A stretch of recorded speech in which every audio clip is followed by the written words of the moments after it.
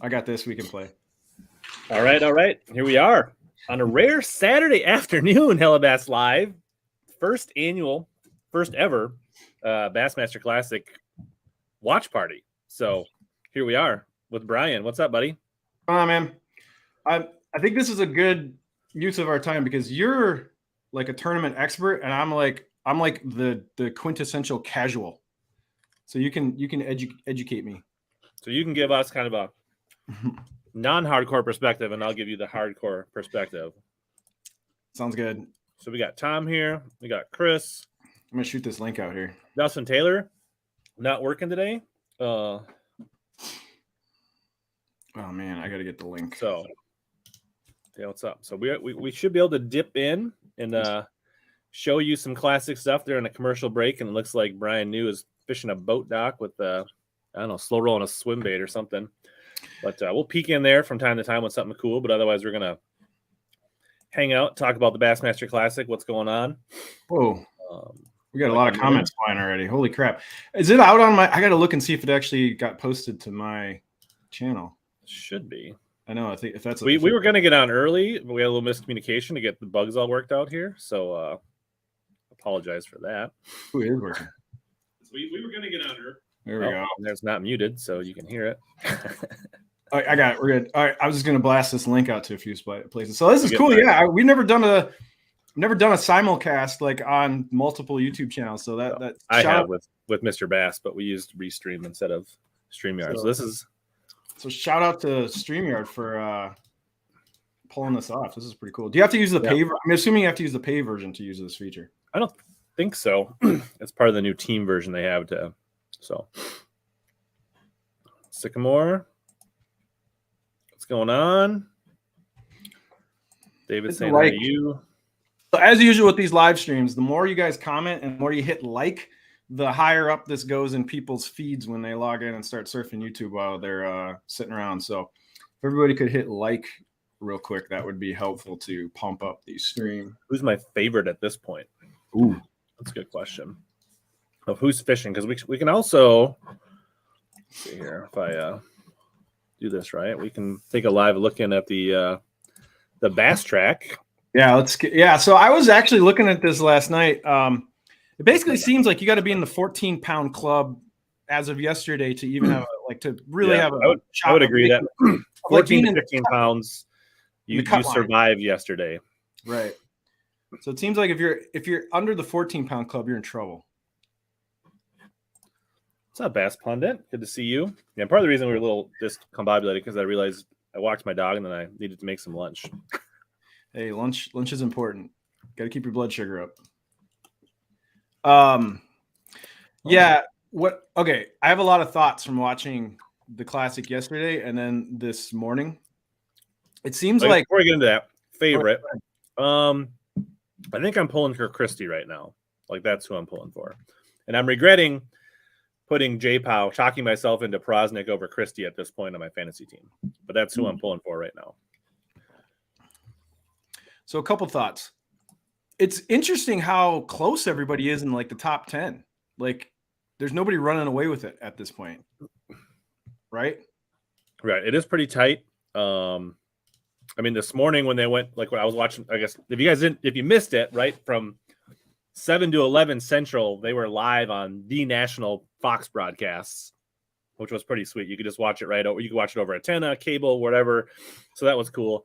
But I think basically until Christie caught a 4-pounder, there was all these guys that were within like 8 ounces of each other from like Welter all the way up to Christie, like a virtual 6-way tie for first place, like right at 30 pounds. Right. All right. I'm going to shoot some social stuff out.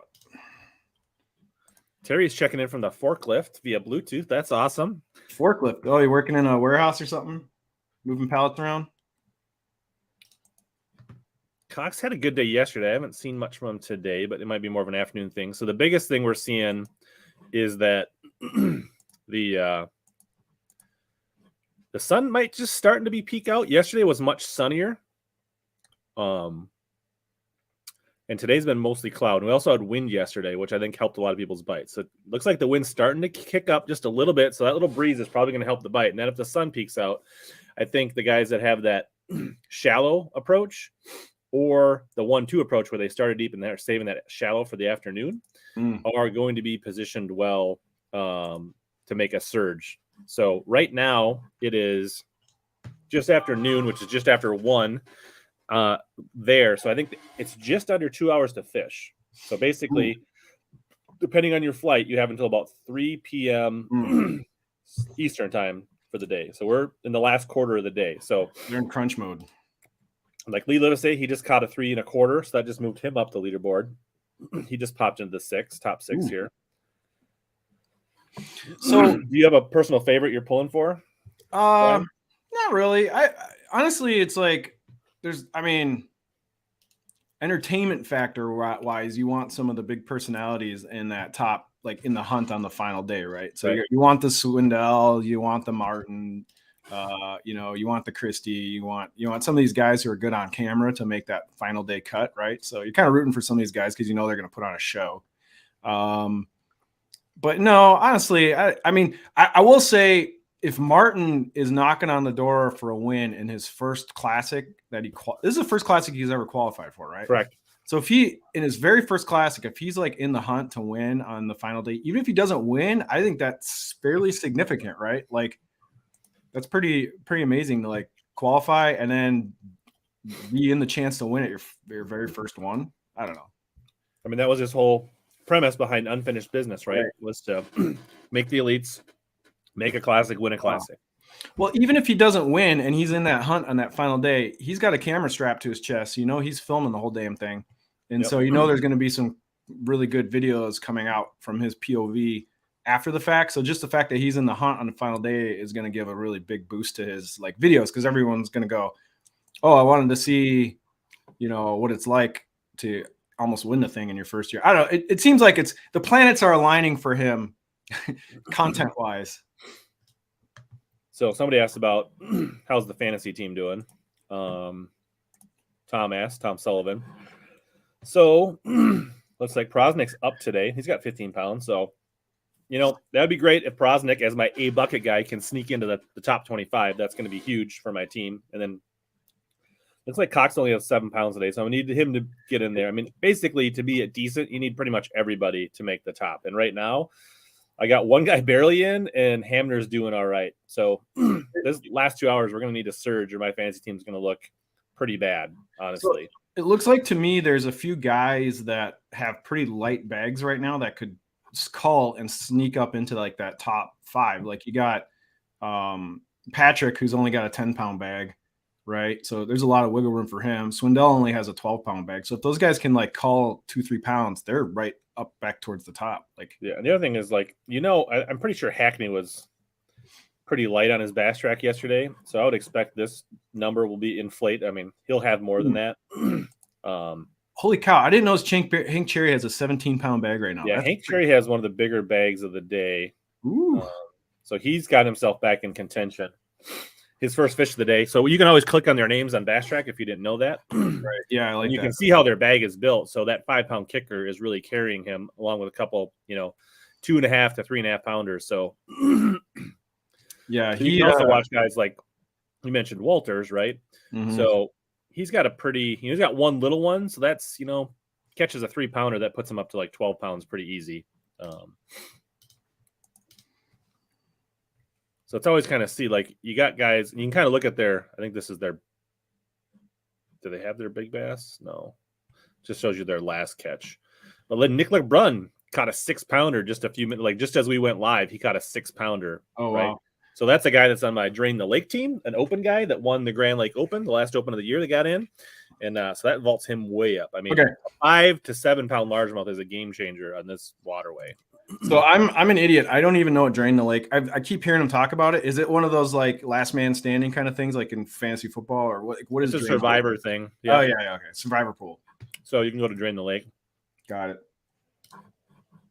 And basically, we can check in there. I'm doing much better on Drain the Lake, which you kind of need to look at it from a whole season perspective. Right. You got to kind of plan it out. So right now, Christie, I had him on my Drain the Lake. I've got almost everybody in the cut. So you want to pick people who are going to do well? Yeah. And so basically, once I use these 8 anglers, I can't use them the rest of the year. So the people I used on Florida, those 2 events, those are gone. So now I started with 94 anglers for the year, and now we've used 24 of them. So now we only have 70 for the last 6 events. So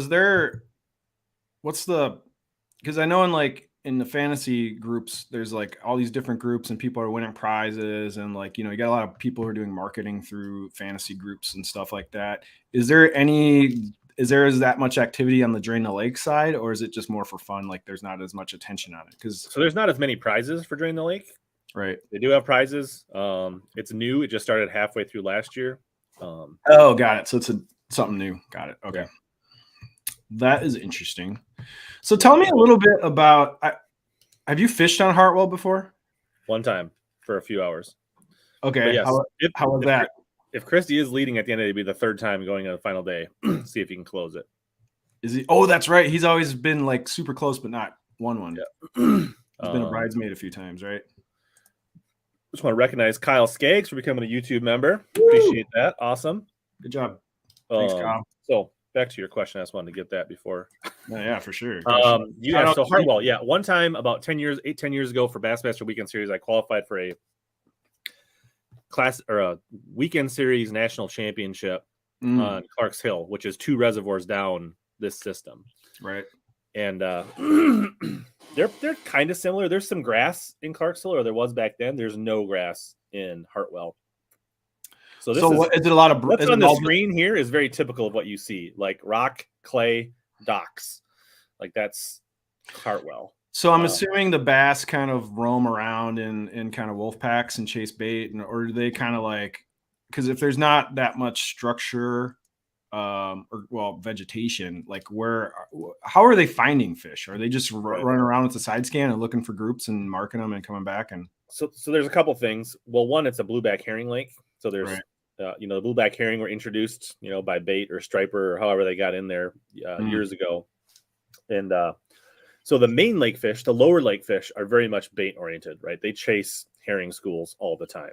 Got it. But the herring, Swindle's got one. Swindle hooked up with one in the back of a pocket. So you see in the back, we got some wood right in the back. Right. And so that's common on these lakes because a lot of the stuff from storms and everything just kind of gets shoved into these back corners of these pockets, right? And so you get this big pile of trees in these pocket corners. Because you see that all the time. A mag draft. Was this? Oh yeah, no, he's throwing some paddle tail. I've seen several guys look like they're throwing mag drafts. Swindle, Welter. That looked a little too small to be a mag draft. A little too narrow. Zaldane was definitely throwing Zaldane was doing his usual dock skipping mag draft thing. But no, to me, Swindle's throwing his looks a little too narrow for a mag draft. I could be wrong, but so you know how you like to hammer me on the way I say Corrado? Yes.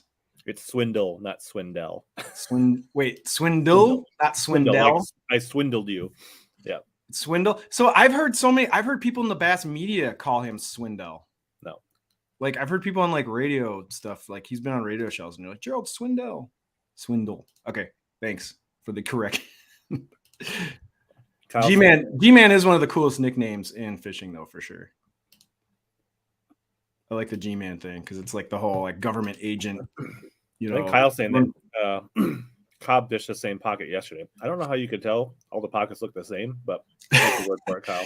There's that one stick and that one pile of leaves that everyone keyed in on. So the lower lake, steeper banks, a little bit cleaner water, deeper water, more herring, more riprap. As you get up the rivers, the arms, then those fish get much more oriented to shad. A little bit shallower. You got more wood. You've got, more pockets, things like that. So that's kind of the layout. It's a massive, huge, swallows up this 56 boat field. Oh yeah, I was looking at it. Is you're not seeing a lot of people fishing next to each other. I was looking at Google Maps and I'm like, holy crap, there's so many fingers on this thing that go out everywhere. So my question too is depth, like this in this pocket that Gerald is on, is some of these docks sitting in 20, 30 foot? Are they in 10 feet? What's the kind of average depth in some of these pockets? Yeah, it varies by the part of the lake and the arm. It could be all of the above. Okay. You get back in some of these shallow pockets, right? It may only be 4, 5, 6 feet on the end of the dock, and you get some of these creeks, it definitely could be 30, 40 feet on the end of that dock for sure. I'm assuming a lot of these dock owners put a bunch of crap under their docks for attractants too, right? You definitely can tell the docks that are fishing docks versus like recreation docks. They have right? they have pole holders. Right. The pole holders, the seats on the end of them, the lights, those are the ones that are most likely to have brush piles and things like that. Yeah. I tell you, if I lived on one of these lakes, I would have a freaking Disneyland underneath my dock. I would have all the brush. I would want all that. I'd want as many fish hanging around my dock as possible at all times. I have no idea what this means, Jonas. What do you guys think about fly with flame? I no idea what that is. Yeah, no problem, David. We're glad to do it. I'm assuming the LVS 34 is a Garmin graph. Yeah. So there's a new Garmin. Okay, this is a good topic. It's their new Live Scope Plus that just came out. Right. So Garmin, it's like in any industry where electronics are currency, right? And Garmin got out to the market so fast with forward-facing sonar that they're now onto their Rev B, like, you know what I mean? Their second generation of product. Yep. So the new transducer. This is actually 3 because they had Panoptics, then Live Scope, and now they've got Live Scope Plus. Okay, yeah, that's fair point. Fair point. Yeah, if you're counting Panoptics, which we probably should. So yeah, so they're pretty much you're right, like third revision now, and Humminbird is on their first product. So it's funny that they're kind of running laps, to use like a track analogy. They're running laps around the other sonar companies, but they should. Garmin's a $5 billion business. Like they're into aviation and aerospace and all kinds of other things. Fitness, they're licensing. They're like the biggest mapping company in the world, and they license. So they license their mapping tech to pretty much anybody who wants it. So anyway, the point is, Garmin is like the Death Star versus everyone else who's just like a mom and pop shop. I mean, Simrad, the company. There's a company that owns Simrad that owns Lowrance. They're not small, but they're not Garmin big. So Garmin's got the biggest war chest as far as like cash goes to R&D and build product. And they have the other parallel businesses with other technologies that they can leverage much better. Yes, they do manufacturing. They make electronics. They have the supply chains to build stuff. They have the shipping and you're right. The pipelines at Garmin are built for this kind of stuff. And in the development budgets they have are probably dwarf. And what's funny is you got Humminbird. Hummingbird's like the mom and pop. Like they're still small. It's actually really impressive that they got the spot lock and the 360 out first. Right. Honestly, the size of their company, super impressive that they pulled that off. That's a very good point. Yeah, they shouldn't be where they're at based on, like, I'm surprised no one's bought them yet. Like I'm surprised they haven't been a target of merger between like Lowrance or Garmin. Garmin probably doesn't need them, but I'm surprised that there's not a point at some time that Lowrance and Humminbird join forces to fight big evil Garmin, because it seems like them two fighting each other for like that second half of the pie, in business, that usually isn't a good long-term plan. Right. But the thing is too, is like, I think a lot of us who freshwater fish don't realize Simrad's footprint in the salt world, right? Like a lot of Lowrance's tech and market share is in salt, right? So, which is a much bigger game. Just for those, we live in our little bass world. We're tiny. Yeah, exactly. Here's Kennedy hooked up with a spinning rod, probably throwing a Senko. Yeah, so what's interesting is like these floating docks. So I got a question for you, since you've fished these floating docks. Is there anything tethering these floating docks to the bottom? Yeah, there's typically steel poles. Okay, so there's cables going off to the sides. But I mean, down at the end, like if you're fishing it from the front, are you like, my point is, if you're throwing around, sometimes there's a few real skinny posts down in the end. Okay, so if you're throwing around like, sorry, go ahead. You're not typically fishing that. They're kind of suspending underneath it. It looks like a good one. So but my point is, if you're throwing an open hooked bait, the likelihood of getting snagged on something that is like part of the dock isn't very high. Unless they have support cables. Okay. Yeah, got it. Which now with forward facing sonar, you can see that crap under the dock. Right, you can see the cables, and a lot of times you can see those fish sitting on the cables. And I suppose when you before forward facing sonar, you're just skipping stuff under there, kind of hoping for the best. We're just going to see if Kennedy goes back to the swim bait because he was definitely throwing the swim bait yesterday. Yep, that's a wacky worm. Yeah, he's a big sinker. That's a decent fish. It's only his 4th keeper. So Ooh. Kennedy was 2nd yesterday, right? And so he doesn't even have a limit yet. So him finishing out his limit is going to push him way back up. I don't think Garmin is related to Raytheon. I'm not sure. Taylor says it's Brunswick, Navico, Lawrence. I don't think that's accurate, but I have to look that up. These ownership groups and companies are changing all the time. It was a big deal. So I know some people that worked at Lawrence when Simrad bought them. And that was like such a big disruptor inside that company. Like a lot of people left. There was a lot of attrition because they didn't like how Simrad kind of came in and changed a lot of their internal business stuff. So yeah, I mean, if I was to predict the future, like if I had a glass, crystal ball, which he doesn't, which I don't, which would be great if I did. I would say at some point, Humminbird and Lawrence need to like figure something out to go after Garmin. Garmin's just going to keep running circles around them. You know what I mean? But I don't know. Yeah, I mean, the only way to defend that is if they can truly patent something that they can protect, right? Right, because there's no really like yeah, because like the crystals and the actual like hardware for forward facing sonar is not made by any of them. They're all buying it from this one company called Blue. God, I forgot the name of the company that actually makes the transducers. They're all licensing it and buying the hardware from a supplier, and then they're doing the code and software around it to their finders. So like all the R&D lift for these sonar companies is making a product out of the hardware, not making the hardware. Productizing, they call it. He could be throwing a 13 wedge tail shad, but it sure looked like a mega bass. Whatchamacallit. Somebody's got to have a meg draft. Someone's got to have a high res pic. I mean, those photographers are out there on the water. I'm sure someone's got a high res photo of all these baits out there. So you could probably look at the bait gallery. Yeah. Kennedy might have just caught his 5th fish during the commercial here. Oh yeah, it's the little guy though. Yeah. But yeah, so is it 14 inch? For the minimum? I don't know if it's 12 or 14. I mean, it doesn't really matter because 12 inches will do you no good. But right. Hey, so here's a good question. Since I don't know, what's like a good? Is Hartwell got like 7, 8 plus fish? Like, what's a big fish on Hartwell? I mean, an 8, 9 pounder would be a freak out here. They exist, but for a 5 to a 6 pounder is like a likely kicker. We're seeing 6 pounders caught. If somebody catches a 7, that's probably gonna be a big bass of the tournament. They did have a team championship a couple years ago where somebody caught a 9 in the fall. So I mean, really?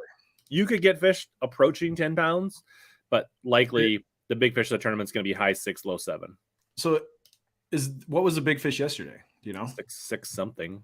Okay, so 6 pounders are likely. So okay, question: where is this lake in the cycle? Is it pre-spawn, post-spawn? Like mostly pre-spawn, but there are a few early bass starting to show up on beds, like just like super early ones.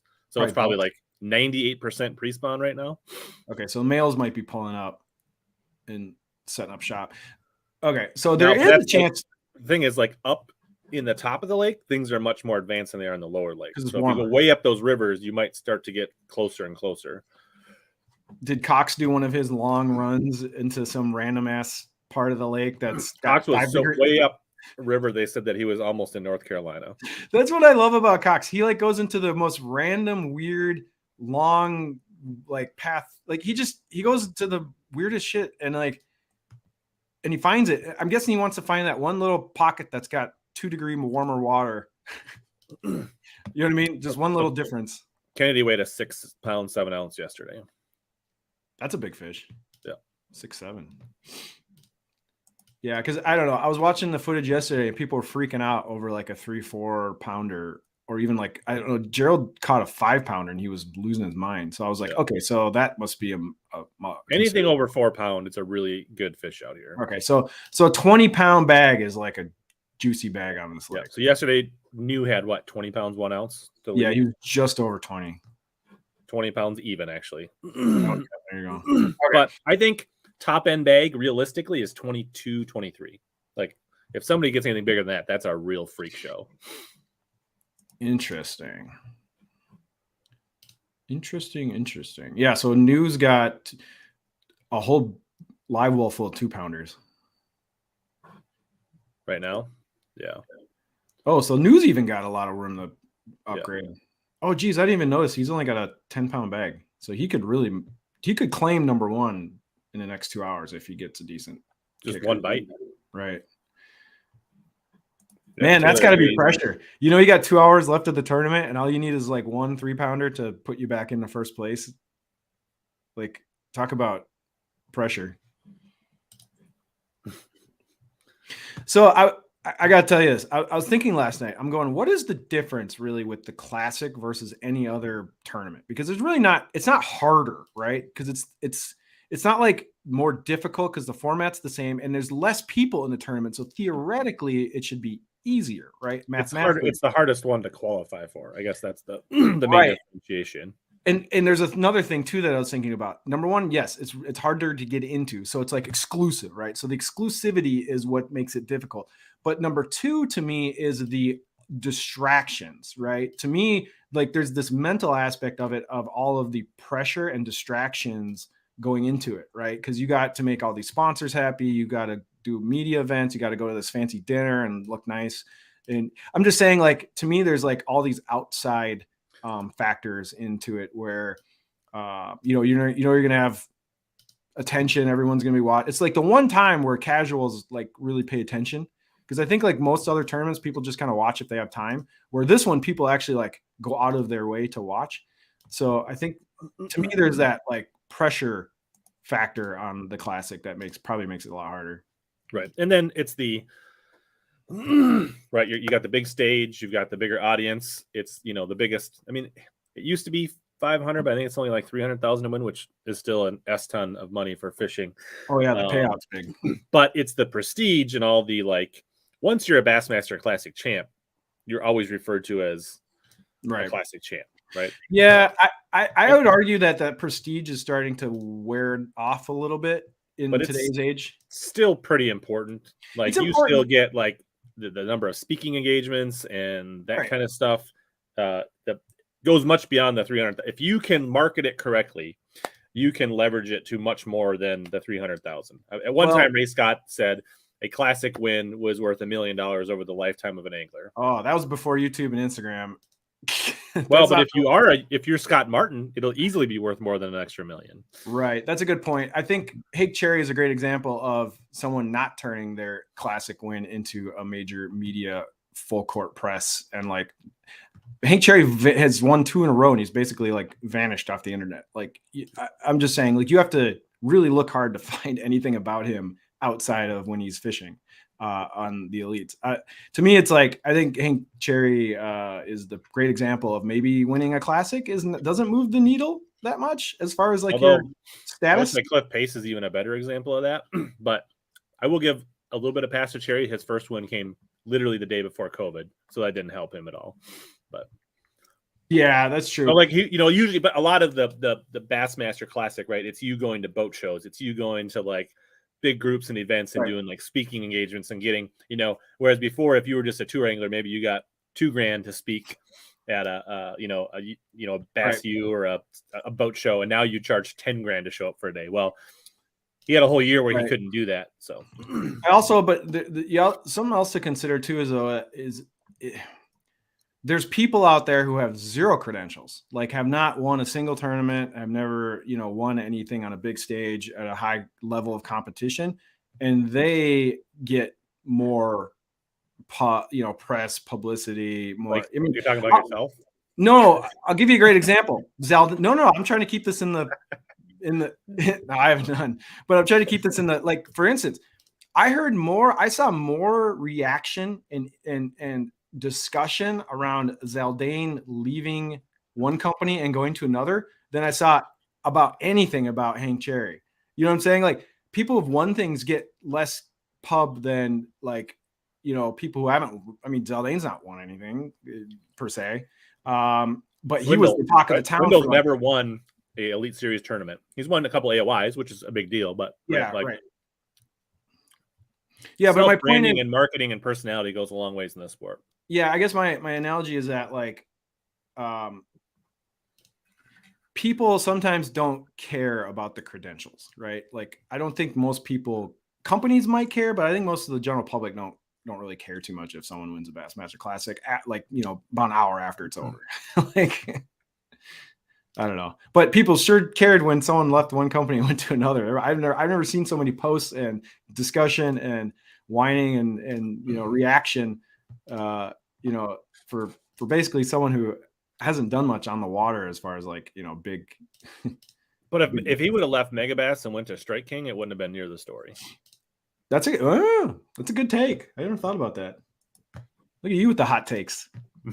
Well, it's actually Taylor's take, but oh yeah, absolutely. It was a perfect storm. It's a perfect storm of not much going on. I mean, you've got this small niche, passionate Megabass, right, and then you've got this like other half.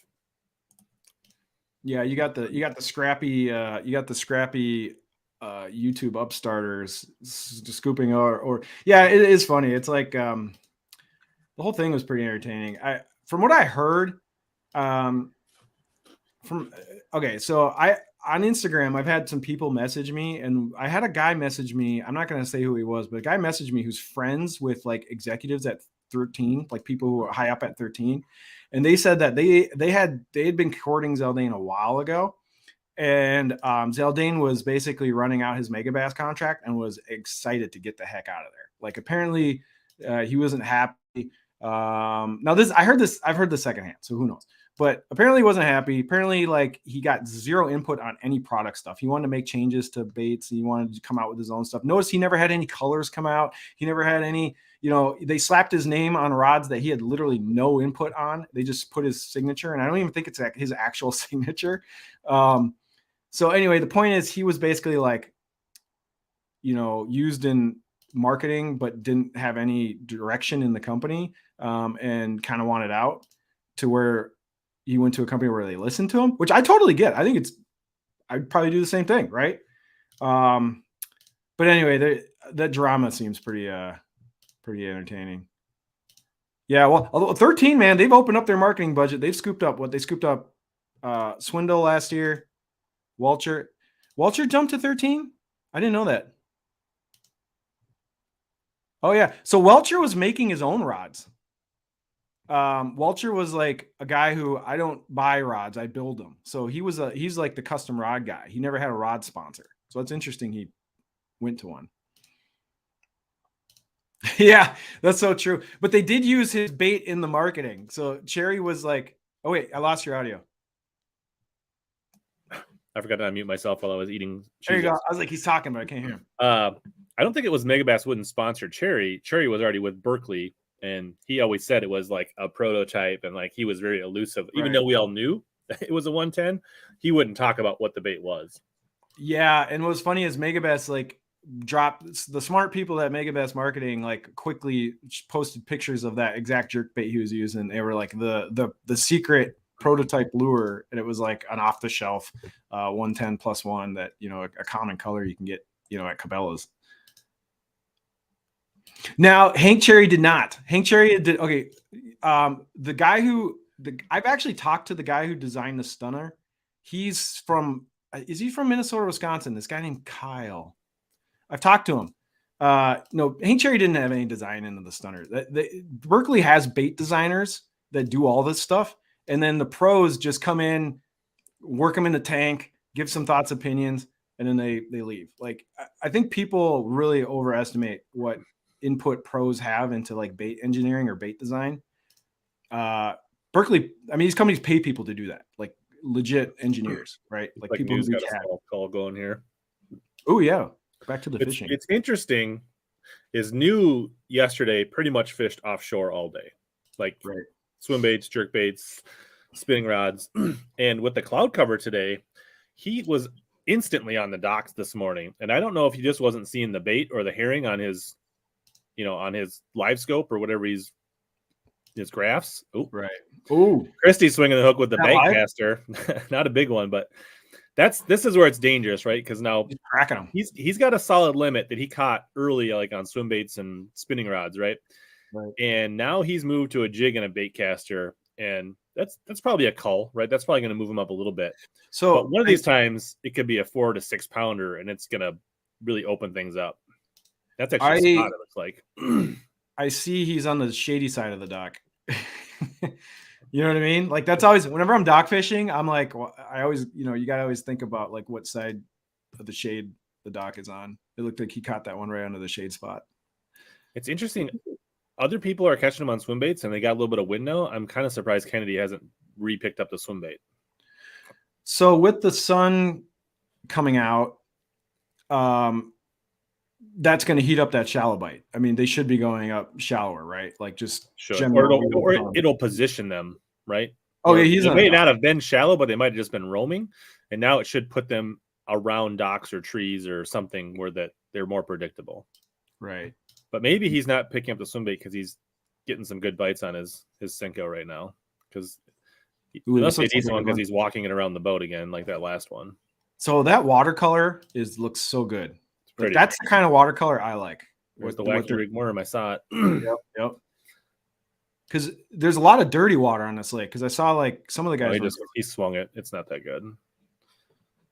He looks like he's using a water. It looks like a watermelon kind of color, right? It's a little brighter. It looks there's a guy that Gary. He's talking about a guy. I don't remember his name. He's been on podcasts and things like that. He's like the head of bait design at Berkeley. I don't remember his name. Yeah, I have to look it up. I don't know how much he leads the team. I don't know if he actually like designs the baits, but yeah, he's like he's like a CAD guy because bait engineers they have to be. He's not like a tournament guy. He just works for Berkeley. Like I mean, he fishes, but he's not like a big tournament angler or anything like that. Ballin, I'm pretty sure when I didn't get a great look at Kennedy this morning, but it looked like he was throwing that old BPS swimmer that he loves so much that he bought 500 of them from a discount bin at Bass Pro Shops 15 years ago. Yeah, you and me both, Taylor. Save it this afternoon. Oh, you guys talking about your fantasy teams? So Christie's up around the docks throwing a jig around. Now, do you think he's throwing like a half ounce? I'm not sure. He does like to throw baits a little heavier. I wouldn't be surprised. I'm sure it's like a 3/8 or a half. Well, the heavier ones skip a little easier. Yeah, Rapala owns. I forget. They own a percentage. They're not. They own like I forget. There's something weird. They own a certain percentage of it, and they're like the distribution arm internationally for 13, something like that. I don't know. Yeah, they own 49% stake in 13 Fishing, so they don't have controlling stake. But they have a really big play in the international part of it or something. Chris says it's a half-ounce War Eagle jig. Yeah, that looks. I don't know if that's true or not, but is War Eagle one of his sponsors? I don't know if it is or not. Because he doesn't throw a War Eagle. He's a spinnerbait guy, but he doesn't throw a War Eagle guy. So I would assume there'd be a Booyah jig, but who knows, dude? All the jigs all look the same. After day one. I was really close, but I didn't catch them very well day 2. So the 3 guys fishing this tournament, because I fished the national championship in November from the Watchtower River. So Matty Wong won it. Tyler Smith was second from Washington. And then Jared Miller from Oklahoma, he finished third. I was ahead of all those guys after day 1, but I didn't catch them day 2. So that's my fault. But those are and Jared Miller was the guy that was fishing that culvert yesterday, where he jumped out to like 15 pounds pretty quick and was leading. I think he basically burned that culvert down yesterday because he got an early boat draw, and I think he didn't. He's going fishing something else today. My casual side goes. It looks like there's a lot of junk fishing going on. But I think I ended up 11th in that tournament, and they took the top 3. So if that's what you really want to know, Chris. Okay, War Eagle is now a Pradco brand, I guess. There you go. So he's okay to throw a War Eagle jig if he wants to. But he does throw Booyah because he's got his covert line for spinnerbaits, so he doesn't. I'm undefeated in the Tuesday Night League, Chris.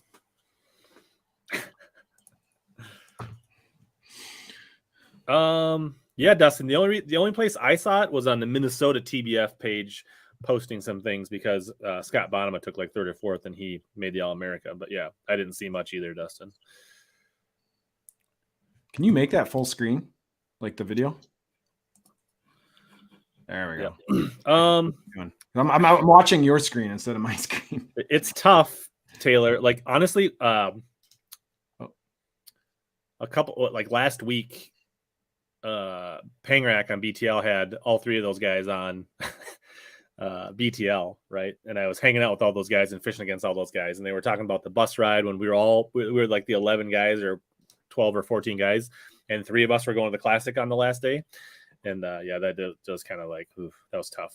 Mixed emotions, rooting for those guys, but at the same time, it's like, Rich, you were so close and you didn't close it. So, ooh, look at Gerald is in the marina. Yeah, that looks fun. I love fishing marinas. He's swinging that swim bait. Looks like a mag draft as well, dude. That looks so much fun. I love those big. We don't get those big giant marinas like that around here in Minnesota.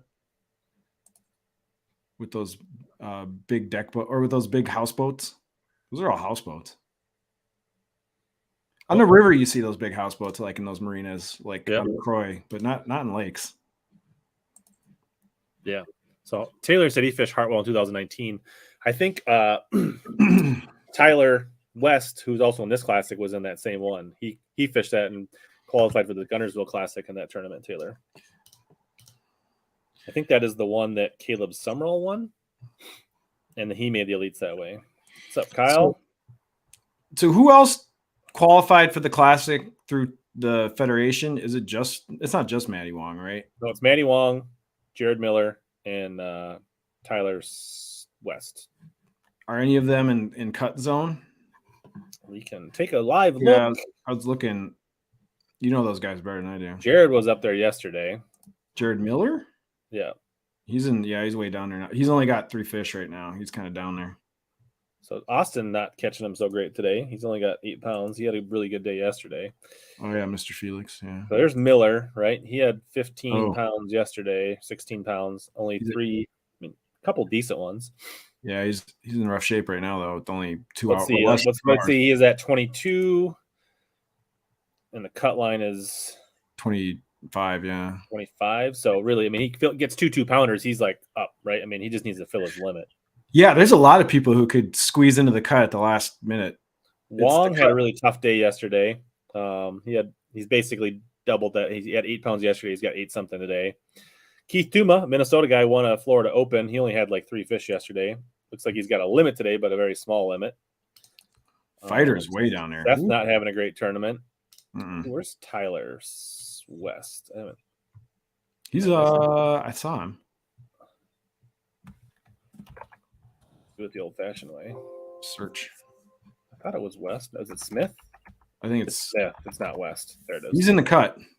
Yeah. So yesterday he had 13 pounds yesterday. He's got 14 today. So he's going to be close. Like I would guess the cut line is going to be closer to 28, 29 pounds, somewhere in there. Maybe even approaching 30 by the day that, maybe not. I would say 28 to 29. He could squeeze. He could stay in there. I mean, his bag looks pretty good. 14 pounds seems. I keep saying West because he's from the West Coast, but it's Smith. Give him a nickname. Zaldane's in the cut so far. What's funny is from cut to first place is 7, 8, 9, 10, only 3 pounds. Yeah, it's tight. So it's pretty wide open. Like if anybody catches a 5-pounder, they're like up there. Oh yeah, big bite is like earth shaker and today. So Swindle was another guy. Yesterday he fished offshore all day. He was throwing a jerk bait, right? Or was this morning he was throwing a? Was he throwing? He was throwing jerk baits and swim baits and then crankbaits yesterday. But today he's fished a lot more docks. Right. And yesterday on live he kept on talking about not gonna because I think in Classics past he's always fished docks so much at Hartwell. What's up, fishing with Gramps? Yeah, Gerald's a good dock fisherman, that's for sure. He's in the house. It's the top 25, I believe, that make the cut. 24 or 25. Just less than. You have it. Do you know you have it in channel subscriber only mode? Can make comments on yours. I do. Okay, you did that on purpose. So subscribe if you want to comment. Here's a look into his jig trailer box. Well, if people want to slide in comments, they can jump over to mine because if you're not willing to subscribe, you can go to Brian's channel. Yeah, if you don't want to subscribe, go to my YouTube feed and you can comment all you want. And slide it in there. Yeah, and the thing is, there's some. I mean, some of these guys are notorious sandbaggers, so it won't be out of, they could easily add 2 pounds to their bass track when they weigh in just because they lowballed every fish by half a pound. There goes Christy in a back pocket there. Yeah. So he's definitely looking for, he's not looking for numbers anymore. He's definitely looking for the right bite. So this is 2 docks back there and some wood. See, I think there's like YouTube's recommendation system is so good. People don't realize they're not subscribed to your channel. So. Well, there you go. So Taylor said he didn't even realize it. So now he's subscribed. But plus, I was like 8 away from 7,000 when we started the stream. So. Oh. So like. Here, so this is funny. I had 2 different browsers. So I'm subscribed to you on one of my browsers, and then the other one is a work account with like a work Gmail account, and that's when I had opened up, and apparently I was not subscribed. All right. Well, thanks for checking in. Hope you made your lunch break good, John, and have a good afternoon. You can unsubscribe as long as you keep your membership, Jay.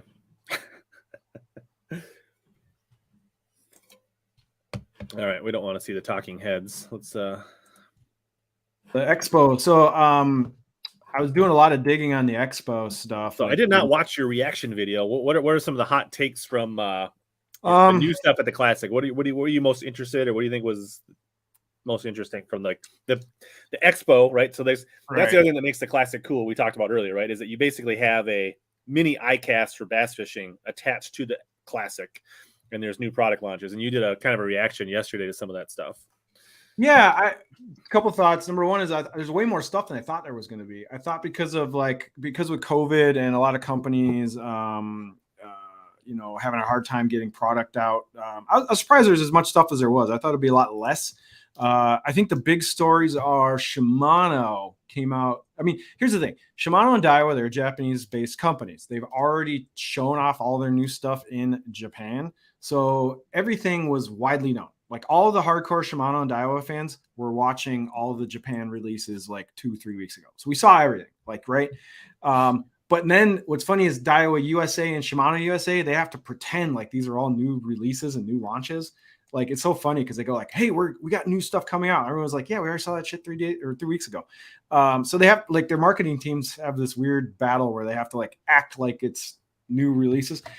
Anyway, point is Shimano like burn the house down. They have so much new stuff, new reels across all price points, new spinning, new casting, complete relaunches of a big rod series of theirs, like the X Pride. They also came out with some really cool travel rods.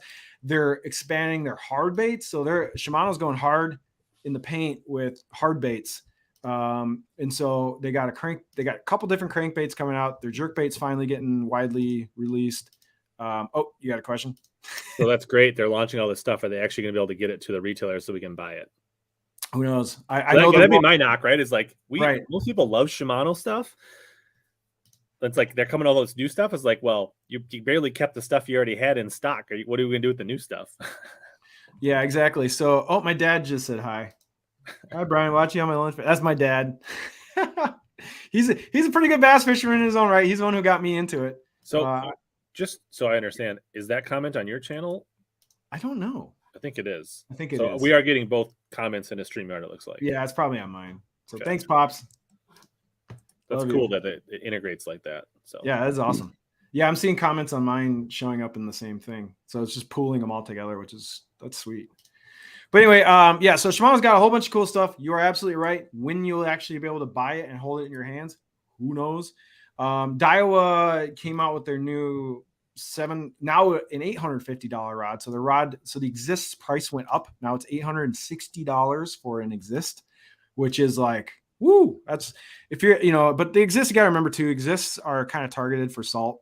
They're for those like people who fish redfish, snook, striper fishing. It's for bigger fish than freshwater bass.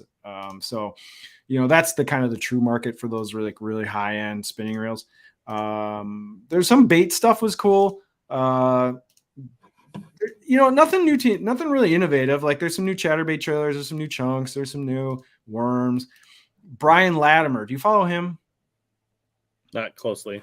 Okay, so B-Lat is like a really hardcore shaky head guy, and he has his own shaky head and worm coming out for Z-Man. So he put together like his own shaky head system, bait plus heads, and they actually look all right. So if you're a Z-Man fan, that's their big like new thing this year is this new Brian Latimer design worm plus head combo. So if you're into shaky heads, which I love shaky head fishing, that was kind of the one thing I was like, oh, okay, that's something I might actually like buy right away. Like I would probably order a pack and a couple heads to give it a whirl. But like Garmin, that what's funny is almost no boat stuff outside of Garmin's transducer. Like there's no trolling motor stuff. Teach me. Still no power pole trolling motor. Still vaporware. So the boat industry didn't have too much to show off at the Classic. I'd say if you're gonna like rank them all, Shimano had the best new stuff. Like Shimano had they won. Like where's the best place to see this stuff? Tackle Warehouse has all of the Classic stuff on their front page right now. So you can go. The easiest place to see it all at once. Go to Tackle Warehouse. You can pre-order a lot of right here. Boom. Now you just scroll down. You don't have to actually click on any of the logos. If you just scroll, you'll see. So. So 13's got a bunch of new budget stuff. I would say this is definitely not what Gerald Swindle's throwing. No. Abu Garcia, they're really going all in on this high-end line called Xenon. So they came out with Xenon rods. Now they're expanding. They have a Xenon spinning reel that's almost $400. Now Abu's like doing this whole like launch of this high-end. So fun fact, the G Loomis product designer who worked on the NRXs, like the original NRXs, Abu poached that guy. So the guy who did all the NRX R&D is now working on that Xenon line for Abu and Pure Fishing. So I don't know, just fun facts. There's Daiwa with their new Exist, and they released some 70 size bait casters, which they didn't really have in the Tatula line. So if you're into small bait casters, Daiwa's got those. You can talk about the Dobbins. I'm going to let you talk about that because I don't know anything. So, I mean, I would be kind of interested in these 70 and 80 Tatula reels. I'm a fan. They have an SV spool version. So never heard of Defiant. Dobbins is releasing their Maverick series reels and rods. $100 price point for both. I have not touched either one of them, but this price point comes in between the Fury and the Colt. I believe the Colt is going away, but I'm not 100% certain. So this is going to replace the Colt, I think. Is the Colt not a hot seller? Or I guess, and I know nothing about their reels. I feel pretty confident the rods are going to be what you'd expect. They're going to be right between the Fury and the Colt. They're going to be balanced. They're going to have similar actions. They're going to be black and blue, so they're going to look sweet with a Shimano SLX, right? If you're looking for a $200 combo. There you go. It'd be interesting to see because I know nothing about the reel, so this is all speculation. But Gary's never been one to just put his label on something. Now, I mean, he's still developing these reels. So these reels. That's the thing is like so interesting because he's never just like bought generic blanks. His blanks have always been. Now he doesn't make the blanks, but he has them spec'd out very specific for Dobbins rods, right? Right. So it'll be interesting to see what he does with reels because that's a whole nother ball game. Yeah, if you click those reels, the press photos are pretty terrible. I'm assuming you'll update these later on. They look to me like pretty like Chinesium reels that they're just rebranding, which is often the case. It looks like they have a black, green, and red version. They stole that from Daiwa with the different gear ratios, different colors. I don't know anything about them. They're likely Chinesium rebranded reels. I'm guessing they're testing this to see how it goes.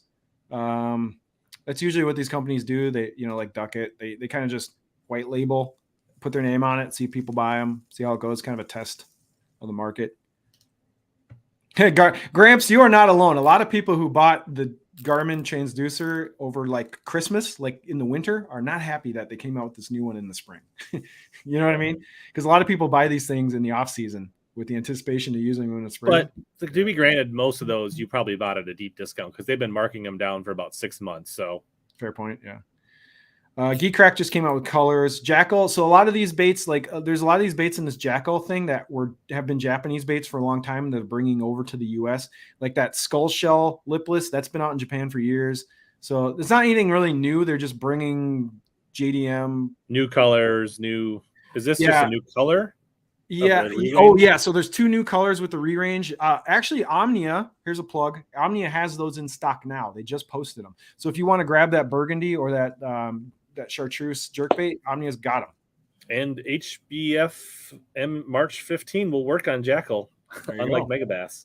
There you go. That looks like I might have to grab that one. That looks like a sweet one. Click it. That looks good. Like blow that up. That looks like they have a nice picture of that one. That looks pretty sweet.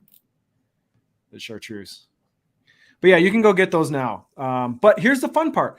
Jackal, if you guys don't know, Jackal does not have a big production line. Like they can't make a ton of baits. And so when they put a bunch of baits out in a certain color, you kind of got to grab them because if they're sold out, you might not see them again for maybe like a year because they don't just keep making the same bait over and over. They make big batches of them, then move on to the next one, make a big batch, move on to the next one. So Jackal's weird. Like if you like a certain color and a certain bait of Jackal, buy like 2 or 3 of them because you don't know when they're going to come back out. Just fun fact. Scottsboro's not new. They're just co-branding with. Those look like Optum baits or whatever. These are kind of like the Yum Scottsboro merger. Oh yeah, that's right.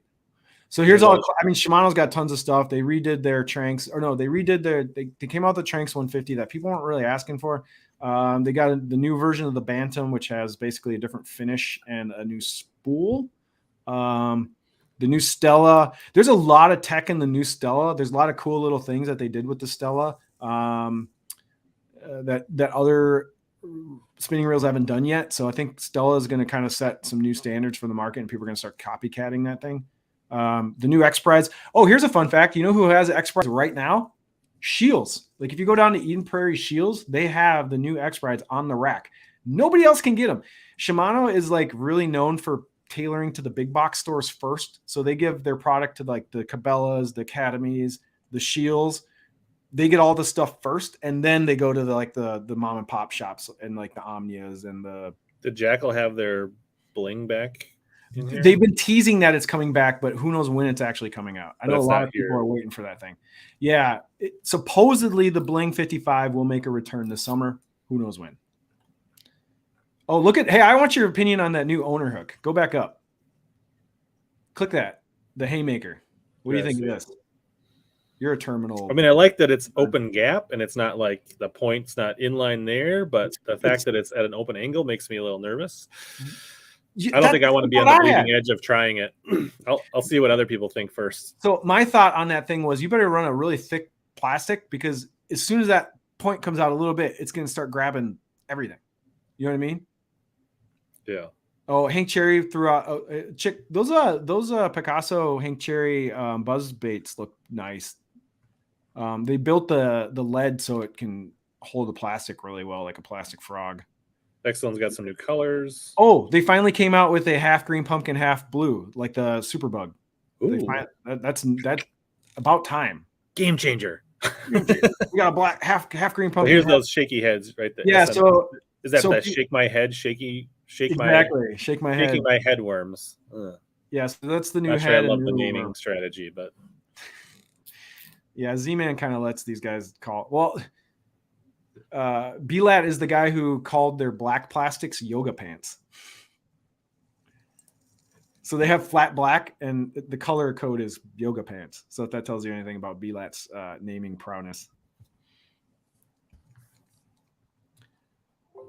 Oh, hey, Dustin's got a good comment. John Cox held up the new Berkeley slobber knocker yesterday. I saw that yesterday. So yeah, Berkeley's got a chatterbait coming out.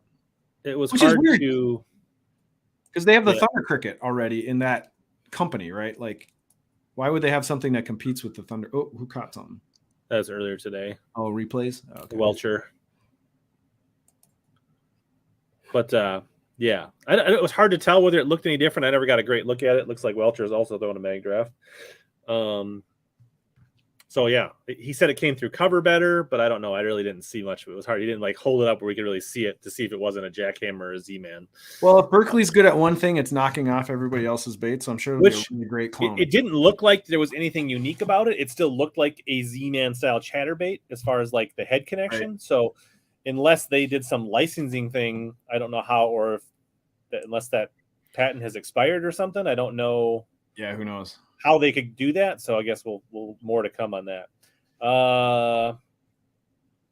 Looks like we got. That's not Dodger Max. I don't know. He's looking at a new trolling motor for his 20-footer.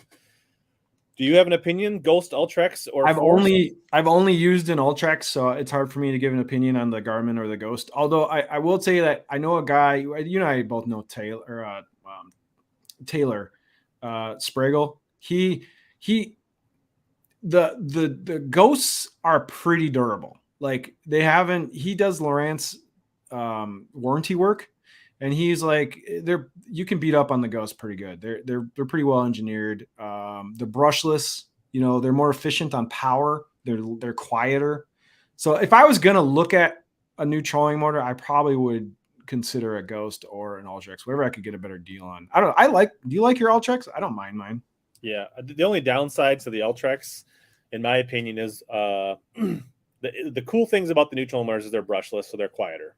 Yep.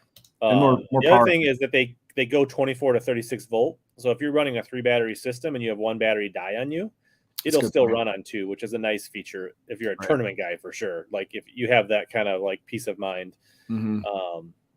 But I kind of like if you're going to run hummingbirds, I feel like having the integrated deducer is a really nice benefit.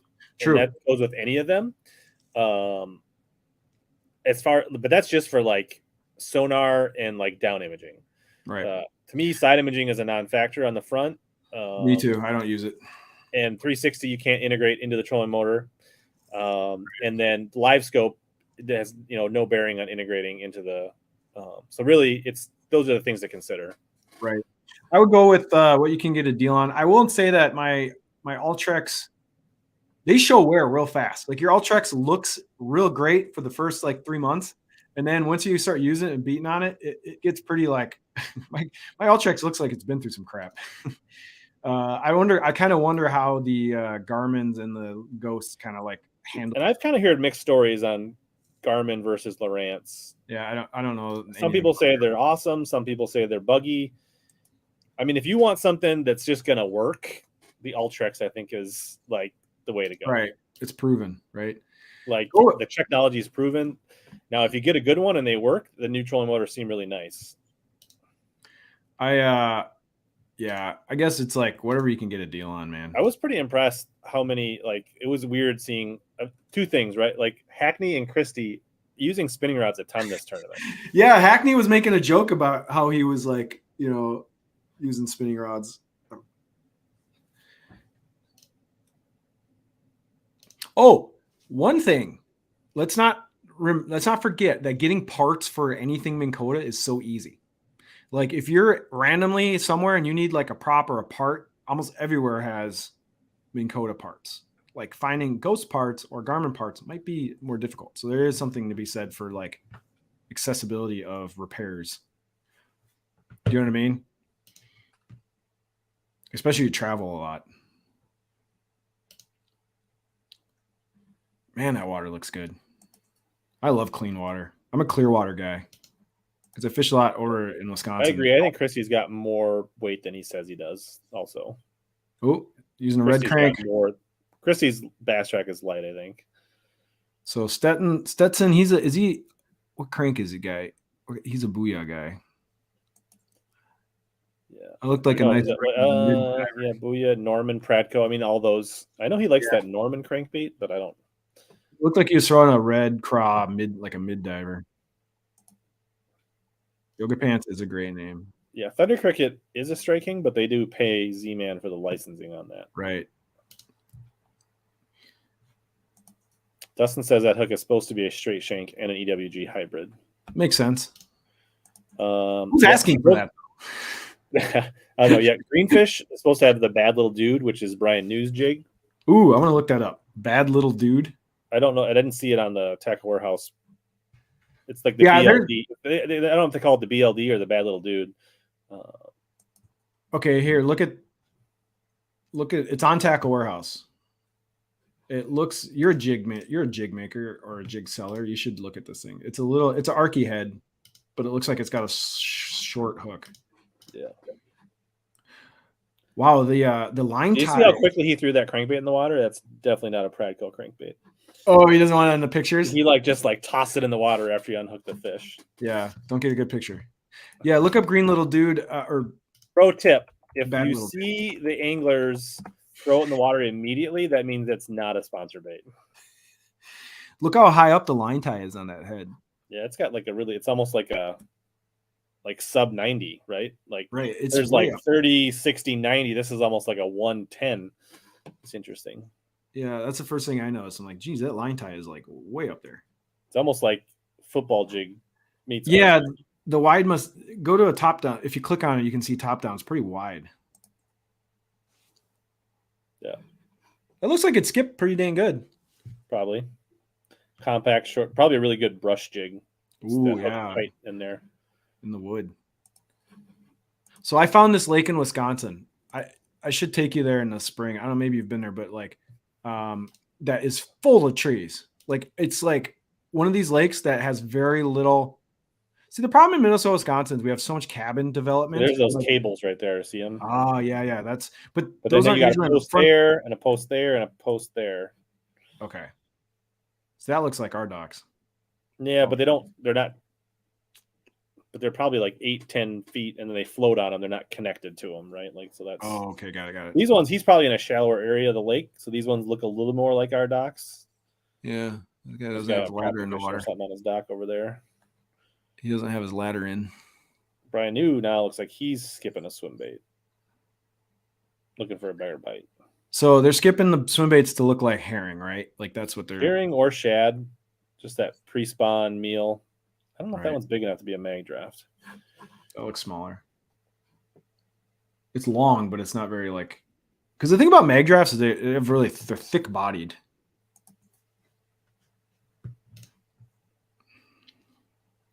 He is out of here. He's pulling up. Running, gunning. Hit the docks and then run to the next one. But I was so I found this lake in Wisconsin that has very little cabin development, which means all of the trees just get to stay blown down. Because in Minnesota, Wisconsin, everyone's got cabins that, the shorelines are all pretty developed, which means a lot of those natural trees get taken out of the water after storms. You know what I mean? People cut them up and pull them out. Mm-hmm. But anyway, I found one in Wisconsin, and your jig, I was using your jig the whole day, throwing it into wood, and it did really well. Your tungsten jig. It was like my main jam last fall. He's saying it's the new Booyah crankbait. That's a little guy. Oh, these are all replays. Actually, Curly, a lot of their blanks are made in South Korea, but almost all the rods that you buy in the store come overseas.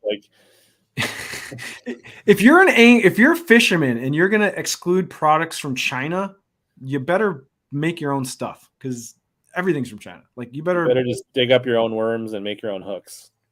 Pour your own plastics. Even the molds come from China, or at least you know what I mean. Do it molds, I'm guessing come from China, the mass produced ones.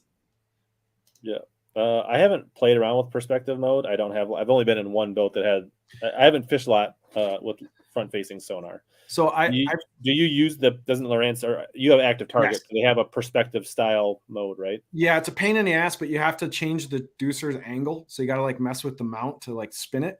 And I will say that perspective mode, I think the side view is way more useful. I've tried the perspective mode. The thing that sucks is in perspective mode, if you're in shallower water, the return comes back super hot. So it's really bright. And so if it's a bright day and you're fishing it kind of shallow, you can't see much. I don't know. I'll say perspective mode is probably best in 8 to 8 to 15 foot, where you get the most where you can see everything really well. But I don't know. I with the side view, you can shoot way further, right? And that is more useful to me than seeing right in front of me. So I don't know. And it's really inconvenient to move the transducer. Like you got to pull it up. You got to mess with the little things. You got to spin it around. Like it's kind of a pain in the ass to switch it back and forth. So I don't run it in perspective mode that often. I'll put it that way. That's definitely a mag draft. Oh, I missed a good view there. Freestyle. Oh, yeah. Yeah, that's a mag draft. You're right. It looks like a freestyle, though. It looks like the one where you put your own hook on it, not use the treble. The freestyle. Yeah. So they said the Bass Hank Cherry just got to 18, they said. Uh-oh.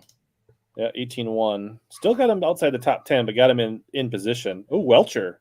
He must have got a Welcher. 6 pound. Well, that was earlier. He must have just called out a little one with this 2-pounder, which moved him up. Oh, I like Welcher, man. His YouTube channel is pretty good. His fantasy, I picked him in fantasy, and that did not go well. Zoom, I guess, is coming out with a bad little dude color. Yep, mostly floating docks, except for the really shallow ones up. Scott Martin. Swindle's at the cut line. Yep. He's going to need a biter. He's only got 4 fish. Is that right? He gets a 2-pounder, though. He's like in the mix. So. Oh, yeah. Swindle needs 1 more fish. Ooh, good question. Transducer mount separate. So this is live scope.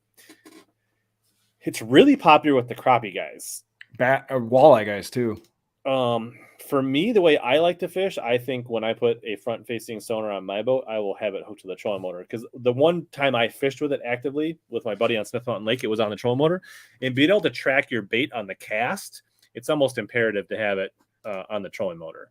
Like if you want to throw it out and kind of like track your bait and fish like a jerk bait, you can't like hand control.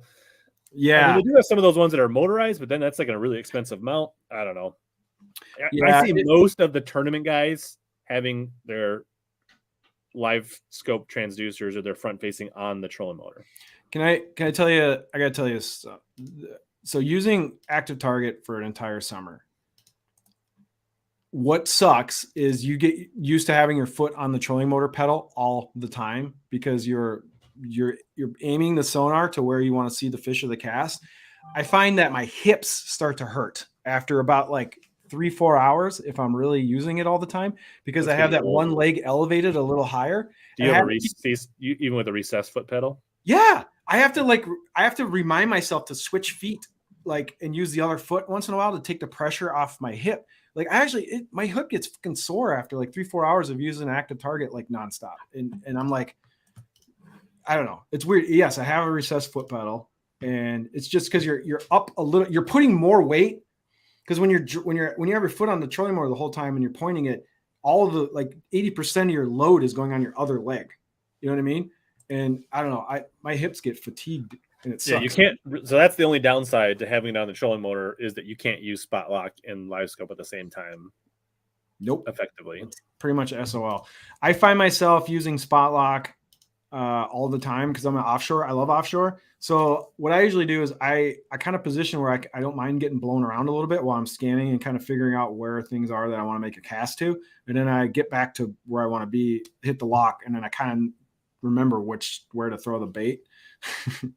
But that's why you see so many of these guys running 360 and front facing. Oh yeah. Yeah, it makes sense. 360 is amazing with spot lock. Totally. No, I'd get it. I would love to have 360 plus active target on my boat. That would be great. But yeah, with spot lock, it's not great. But I will say, if you're a bank angler and you love going up and down banks and you move a lot, having it on your trolling motor is freaking awesome because you can be able to like look at the dock or stand out and see if there's a sunken boat lift or a log. Yeah, it just gives you constant information. Like I do what I call it smalley stocking, where I go up and down banks and points shallow, and I'm literally not making a cast until I spot dots. So I'm just going, oh, there's some fish, cast at them, go to the next pocket. So like I'll just run bank and not make a cast until I see something. So it's kind of lame because you're sitting there just staring and driving around going, but it's kind of fun at the same time. You're not wasting time fishing areas that don't have fish. Oh, Ronnie Moore is going to be on the screen of knowledge here. So you can talk about his fancy fishing team. Oh, here's your buddy. Ronnie who? So here's your buddy. Like you know this guy, don't you? Ronnie who? Oh yeah, that's right. You guys have a beef. It's like just a fun rivalry, not a No, beef. I love it. When I heard him talking about you, I was like, oh, that's hilarious. So go back. Chris? Someone asked about. I got a quick answer to that one about the Megabass P5 rods. Someone asked. Anyway, the Megabass P5 rods are not shipping until November. The Megabass USA guy today at the Classic told some people that the new P5 rods won't be out until next November, which means you ain't getting them in the spring or the summer. You don't actually get to fish with those rods. So Rich, everyone's excited about these new Megabass rods that are literally not even going to be out this summer. They won't come out till Christmas. I'm not excited about them, but well, yeah, I wouldn't. Was he talking trash to me, Dustin, or just general fantasy fishing trash talk? I didn't hear him name drop you yesterday, but I didn't watch the whole broadcast, so maybe he did. Kyle says, check out the Cornfield Crappie Live Scope mount. I think that might be the one. They have one that I think actually like it mounts on the trolling motor, but then it has like a separate arm, so it can like either do like you can do one or the other. If you fish vertically, just look it up live on stream. So I have a friend, Colin. So I fish with this guy who he's a walleye guy, and he has his live scope on a swivel arm. He's got a deep V, and so he sits at his console.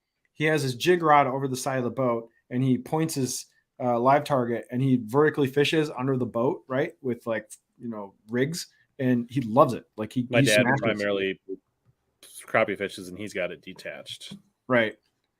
But he has his trolling motor on the remote. The walleye guys, whatever they have the trolling motor controls on the remote around their neck. They sit at the driver's spot in the boat. They hold the rod out to the side, and then they have their sonar unit in front of them, and then they just like pilot themselves around and try to catch walleyes right under the boat.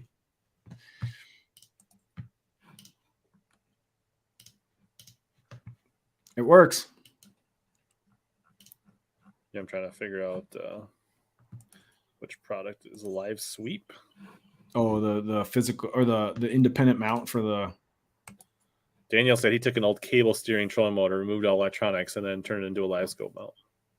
That sounds like a lot of work. Foot steer live scope. Interesting. So what is your experience with front-facing sonar and weeds? Sucks. You see weeds, right? Like you can see fish. Here's the problem, Rich. What fish love being around weed lines in Minnesota? Panfish. Tons of panfish. Everything. So like you'll scan weed lines with the active target and you'll see a ton of fish, but it's like likely bluegills. Like, you know what I mean? Like you can't really tell the bass from the other fish. I don't love it for fishing. I like knowing you can use the active target to find where the grass lines are, right? It's really easy to make an exact target right to an edge of a grass, right? That's great. But you're not like finding, there's just a lot of fish activity around grass edges, the lakes we fish. Sound like he called me out again, according to Dustin. Nice. Popcorn. I could go for some popcorn right now. That sounds good. That's a question for you. X Prides are now. People are getting them. Shields has them. Shops are starting to get shipments of the X Prides. How many they're getting is kind of like, and then when they're going to get them again is, So I don't know. All I can say is if you want some and people have them, just buy it now. Because who the heck knows when restocks or people are going to get more. But they're out there in the world right now if you can find them. Omnia is going to get some. I don't know when their shipment's coming in. They seem to be very low on the Shimano totem pole. So does that thing turn? This piece down here? I'm not actually. You're not even looking at it. I'm not sharing with it. I don't feel like they're doing a great job of showing how it works. Maybe there's a video somewhere. So is that on Christie right now, or who are you looking? So it's at? like they have this other piece down there. So boy, if you fish up in Minnesota, talk about a freaking weed catcher. That thing would be. Oh, you couldn't flip. You couldn't be up shallow use this shallow in Minnesota. Oh, could you imagine flipping with that thing on the front? No, that ain't gonna work. Is that Christy? Who's that? That is AFCO. Could be. No, it's not a Express. That's oh yeah, that's right. He's on the metal boat. Is that new? I think that's new. There you go. Man, he does like to have like 77 rods on his deck. What's Welter throwing around the docks? That's new. Welter's been throwing a swim bait that looks a lot like a mag draft.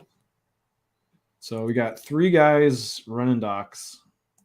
Hackney's out, and who knows where Hackney is. Tom, I agree. You know, here's where I wish things would go. I don't think this is going to happen anytime soon.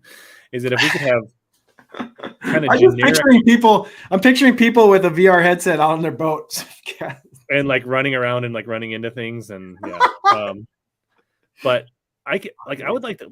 Why can't we leverage existing like Samsung and Google tablets and tie those into hardware? I got an answer for you on that, because I've asked that same question to some Lowrance people.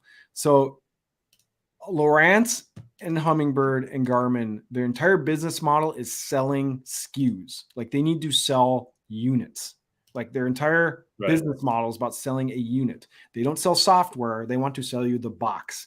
That's why they want you to buy a new box every couple of years. That's why when you buy a boat, you got to buy the box. They need to sell you the box. That's where they make their profit. So theoretically, you could buy one box and then put an iPad and extend your screen. They could do that. The technology is very much there to like use your own tablets and just run the same software off of like one controller. Kind of like how we do with laptops, basically. Exactly. That could easily happen on a boat. But these manufacturers don't want to do that because they want to sell you the box. That's their whole bit. It's the traditional business model that none of them want to change, because they sell to pipelines, right? So they don't sell one box. They sell 10,000 boxes to Cabela's. They sell 20,000 boxes to Academy. You know what I mean? They gotta make money through volume. And if we could DIY our own screen setup with just off the shelf tablets, iPads. Speaking of which, I'm pretty sure Brian has 3 at the 3 at the console and 3 on the bow. He's got 6. No, they purposely don't do this because they need to sell you the stupid box for $3,000 every couple of years. It's major profit. Those boxes do not cost that much to make. Like when you're buying a $3,000 fish finder, you know, they're making a healthy chunk of money off those things. Michael thinks he might be able to do it with the Garmin, but Scott, they haven't showed Scott Martin in a while. He fell off he hasn't had a bite in a while. He's dropped way down. Yeah, we just wanted to have more reach, more people. Facebook, YouTube. More the merrier. I think this whole thing was basically we're going to be sitting around watching this thing anyways. We might as well just do it on the internet and do it live. What else? Got nothing else going on. That looked more like a mag draft than a BPS swimmer that time. In Kennedy's hand. Kennedy went back to the swim bait. He's put down the spinner pole for a little bit. Oh, yeah, and they're all throwing the same color. They're all throwing the white albino. Mostly, it's like something a variation very close to it. They love that white. I saw one of the people on YouTube comment earlier that Kennedy was trying to get to see him with the swim bait, and then he'd throw back in there with the wacky rig to try to convert him. It's a good idea. Because you know they're there.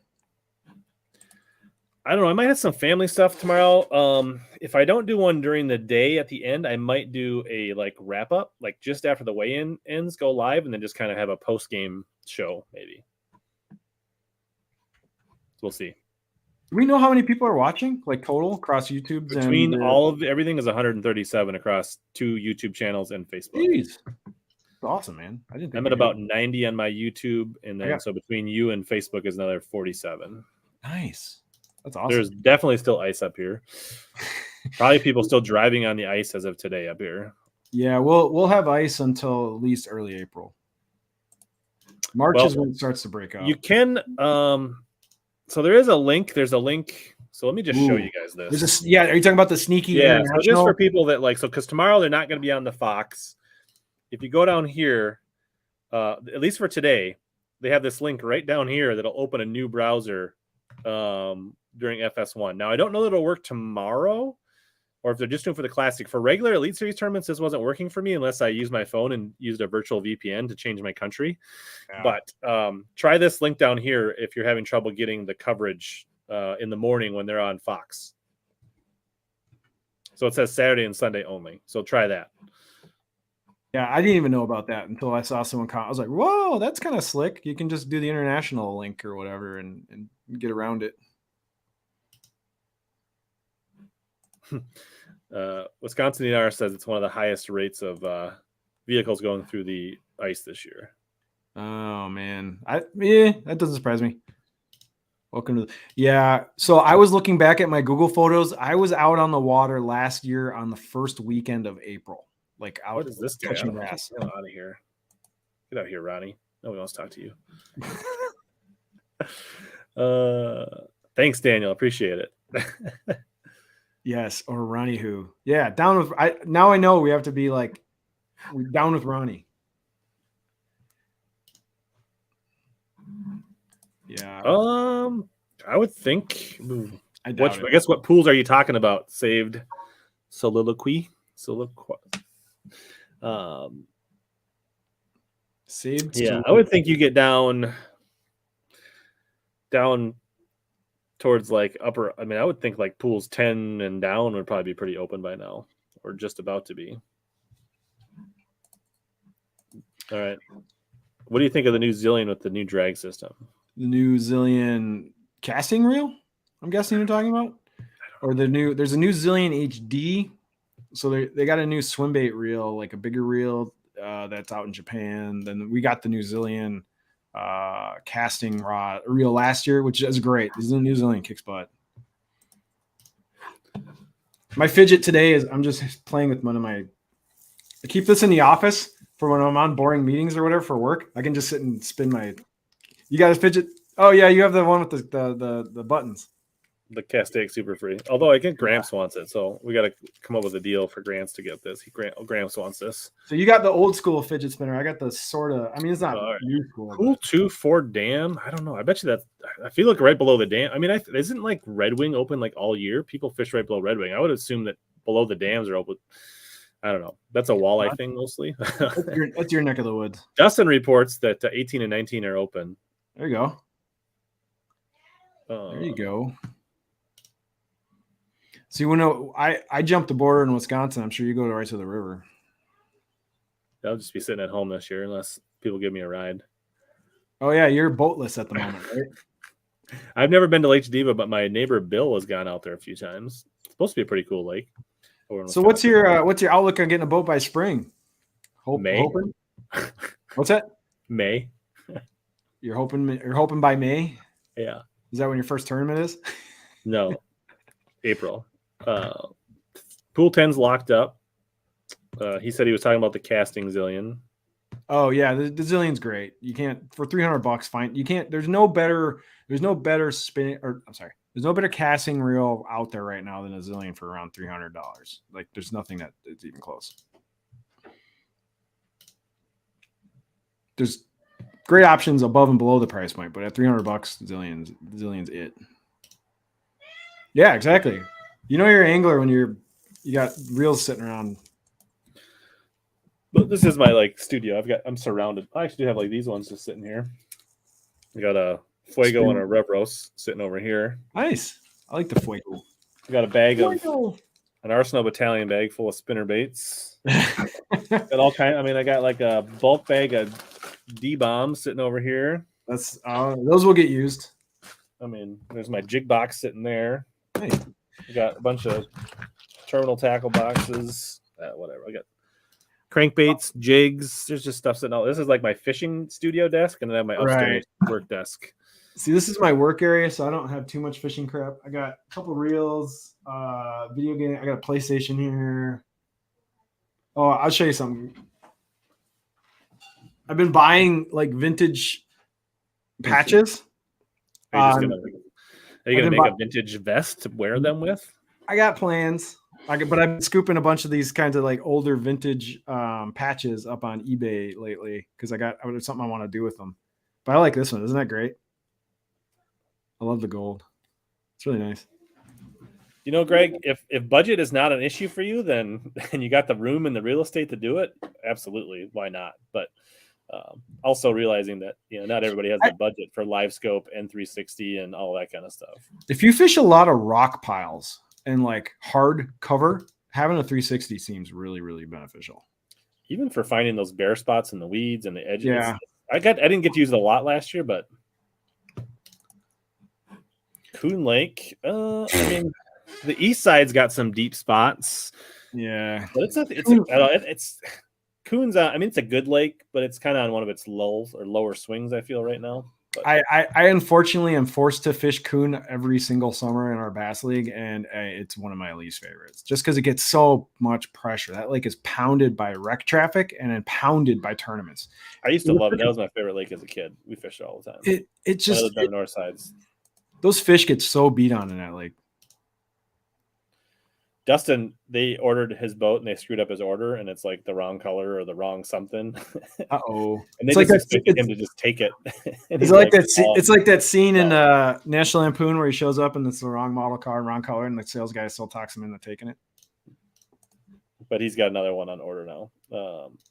Yeah, boats are like I always people like I talked to another guy. He was like, I want to get a bass boat. I'm getting rid of my Lund or whatever he has, and I was like, well, the first thing is if you're going to buy a used boat, don't spend absolutely everything you have because you got to be prepared to like put a couple thousand into it every year. Right. And we got Luke Palmer here on the line. Yeah, they just let's see what it is. It got exciting for a little bit for me. It's been a grind for me today. Been bad. Started out, I really thought I had some areas I could go catch me a couple of good fish early, just to kind of get the day going, and it didn't pan out at all. It was terrible. But I've been praying for sun all day long, and finally at 12:30, we got a little bit of sunlight, and another wacky worm. This got to come to play. Yum dinger. No one's throwing anything that makes bottom. I mean, sorry. Really been keying on. Not a lot of jigs, not a lot of.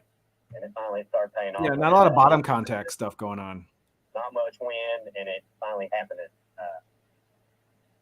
And it got a little bit of different color water finally. And he's up to fifth place. Earlier, and I just kept moving around, and finally said, I'm going to burn some gas and pull in the right couple of areas, and it clicked finally. When you talk about sun, Luke, can you kind of walk us through why you need sun and the area? It looks like you're it was quick. So yeah, we had Luke on a couple weeks ago on the stream. So and he was my bucket D pick. So it's cool to see he's making an adjustment. It sounds like he's got a local style accent for that area. He's from Oklahoma. Oh, okay. There's an interesting thing. Guys from Oklahoma, like Jason Christie, do really well here, and Luke Palmer is basically a poor man's Jason Christie. So is that because Dustin's new boat had 8 color differences from what he originally ordered? Oh, that's all? I didn't know it was 8 colors on a bass boat these days. It's mostly like Phoenix, I think. I didn't know you could get 8 colors in a bass boat. I suppose maybe you're counting trailer. I suppose if you count the trailer, you might be able to. Well, sometimes they have different, like the top and the bottom have different. You can like change. I don't know. Yeah, I'm assuming it also counts the seats and the trailer and. Nothing wrong with decking out a kayak. That is a very valid option. I will say if you are, because you got to remember, a lot of people have different housing situations. People in apartments, people are in condos. Like people who don't have access to like store a boat can put their kayak in their carport or I know a lot of the kayak people are people who are like live in an apartment or are room with people, don't have a lot of room for a boat. I mean, you know what I mean? It's convenient. Hey, whatever gets you out on the water. I don't care if it's canoe, kayak, anything. Just get out. Rich, I do. Yeah, almost all of my almost all of my tournaments are videos. So if you go back and look at last season's videos, I've got tournaments from videos from the very first tournament on the river in April all the way to the national championship in November of on the water tournament fishing. Your national championship videos are really good. I like Thanks. those. You did a good job with those. I think there's only, I don't know. I'm not sure. I mean, the transducer itself, there's only one 360 transducer, but they do have a couple different mount options of like the arm, but I don't know. I don't see a lot of kayaks with Mega 360. I see a lot with. If you check out the Serious Angler, Bailey Eigbrit, his channel, he's got it on 360 on his kayak. He's got a big ass kayak too. Like he's got a Hobie something. I don't know what. There's the spread out. There's the. I mean, look. It was talking about earlier how nobody's next to each other. Like they are spread out. So is this flying south? I'm not sure. Hard to tell. Whenever they do these flybys, I never can tell like the orientation. It helps to have been on a lake. Right. Like, I can always tell like on Gunnersville and Pickwick when they do that in Lake Fork because I've been on those lakes. But Mike he's either shaky, like he's shaky heavy or a heavy Ned or shaking a swim bait in front of something. He's hooked up. Oh, we're live. We're hooked up. We're hooked. Oh, should we get some drag squeal here? Yes. Mark Frazier, Bucket E guy. His brother actually finished second in an FLW tournament. Ooh, decent looking spot. It's skinny. Yeah, spots are kind of skinny. They're kind of long and skinny. They're shaped different than, and that's not a game changer. But he's flirting with the cut line. That's probably why they're looking at him right now. God, being on, I don't. Looks like he was a wacky drop shot. It looks like what he was throwing. Can I ask a question? Why do they have a cut? I don't understand why they have a cut. Just let all the anglers fish all the days. There's not that many of them, and it's a big ass lake. I don't understand why they have to cut. I like, why send them to the expo for that last day so they can like have their tail between their legs because they didn't make the cut? I think part of it's tradition. I think it's honestly, if you're not in the top 25, you probably got no shot in winning. I don't think at some point you want to let the people that are really in the that have a chance to win to have room to breathe and not be fighting with guys that are of no chance. I guess. Plus, it also gets 25 guys into the expo on the third day for the fans. Yeah, I suppose, but they're not happy to be there. Like they probably rather be out on the water. Plus, I think it gives an aspect of drama. Yeah, that's true. Right? It gives them another storyline to talk to. Yeah, that's true. There's the drama of being bumped down to having to go, but then it's like the cut line seems weird. Then 25 seems like a very high. I would say, you could say, although what I think didn't Lee come from 11th?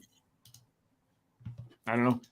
But I think you could probably shave it to 15 or 20 and make it a little more aggressive. But 20 or 15 seems more logical than 25. You know what I'm saying? It's just like, it seems like a weird number to cut. And then if you're going to cut at 25, why cut? I don't know. You do make some good points though.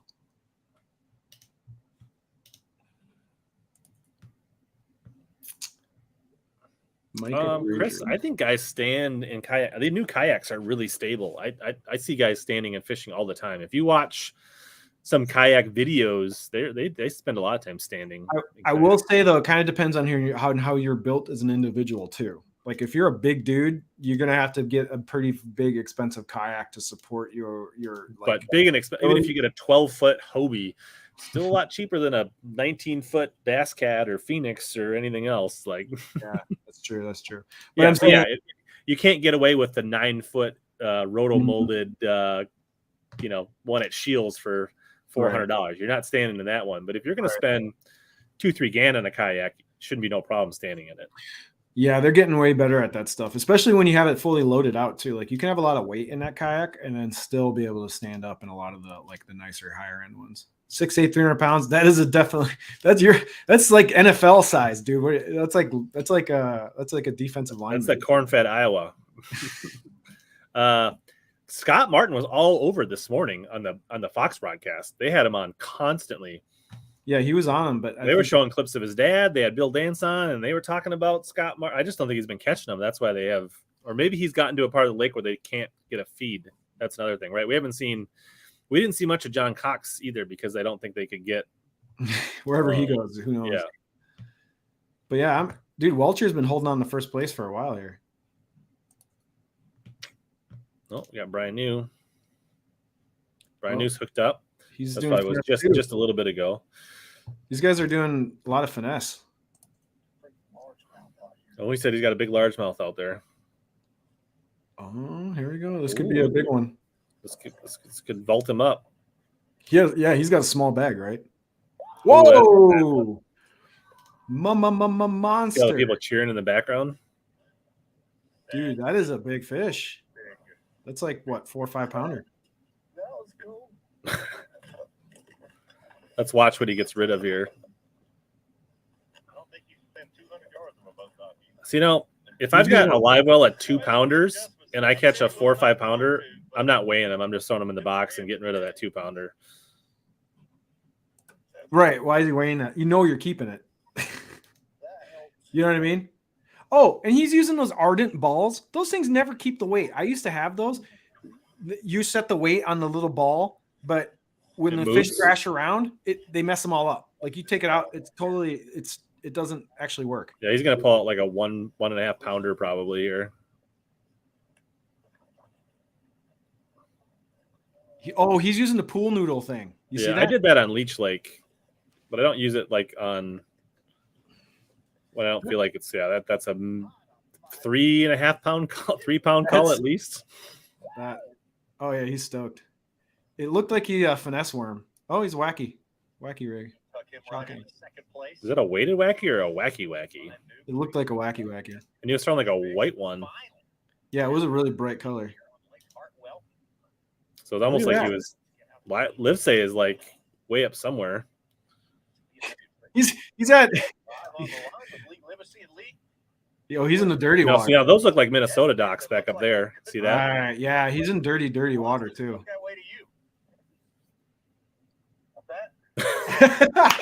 What's that? You didn't hear a thing. That was funny. What? Why is he pulling up his troll motor? Yeah, that looks like our kind of that. So if anyone watching this doesn't fish in Minnesota, that's what our dock line looks like. Can't really understand what he's saying. I'm just gonna mute him. But he just pulled up his trolling motor. I wondered if he put his. No, he's about to skip. He's gonna skip. So but he pulled his trolling motor up. That was weird. He's throwing a swim bait. Trailer hitches on the line. We're just gonna watch Lee Livesey right now. Hey, I got to give hats off to Bass for actually showing a lot of fishing. They're not afraid to show somebody fishing and not actually reeling one in. Well, they usually do so many cuts and replays and commercials and like other stuff. They've been it seems to me like they've been showing a lot more fishing the last couple of days than they normally do. Like they've been sticking with the actual content, which I like. The one he got rid of, I wouldn't say it was a dink, but it was just a keep. I mean, like 2 pounder. An average keeper was definitely under 2 pounds, and he put one in that when the box it was probably over 4. So good question. The pool noodles, they do a couple things. Ideally, the main reason of the pool noodle is in rough water. It keeps the fish from slamming into the top of the. I think he's fishing so shallow that he literally needs to pull his trolling motor up to use it. I think that's how shallow. But the pool noodles will keep the bass from like in rough waves when the water's sloshing. It keeps them from hitting the lid and the top of so it protects the fish, and then also it gives a little more insulation. This time of year, not really a thing, but in the hot summer, they can just help keep the water cool a little bit. I always thought it was just for not having the fish bang off the top of the live. That's water. Mostly what it is. Yeah. I've seen it before. I know people do, especially on those big water lakes like St. Clair and whatnot, where you're banging around a lot.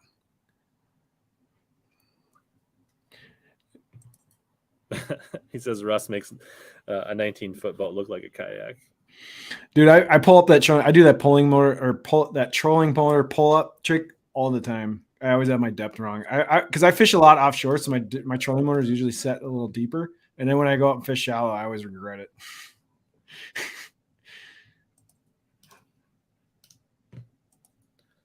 That's funny. What? Have you been? I got to check in on the MLF. Yeah, they're doing a cut too. I don't know. I always forget about MLF, even when they're on by themselves. To be honest, I watch them if I have like time. If I have nothing, if my work's a little, I can have a second screen devoted to watching fishing. I'll check it out. So Welter's still sitting on top. New just rocketed up to second. Yeah, so you put that as a 4-4. Seems about right. It might be a little heavier, but well, if you look at the ounces, I mean, they're 10 ounces from each other, 9 ounces. Yeah. I mean, this is a virtual tie, honestly. Yeah, exactly. So that Christy hasn't added anything in hours. So that fish was monster for new. They marked it as a 4-4. That looked bigger than a 4-4.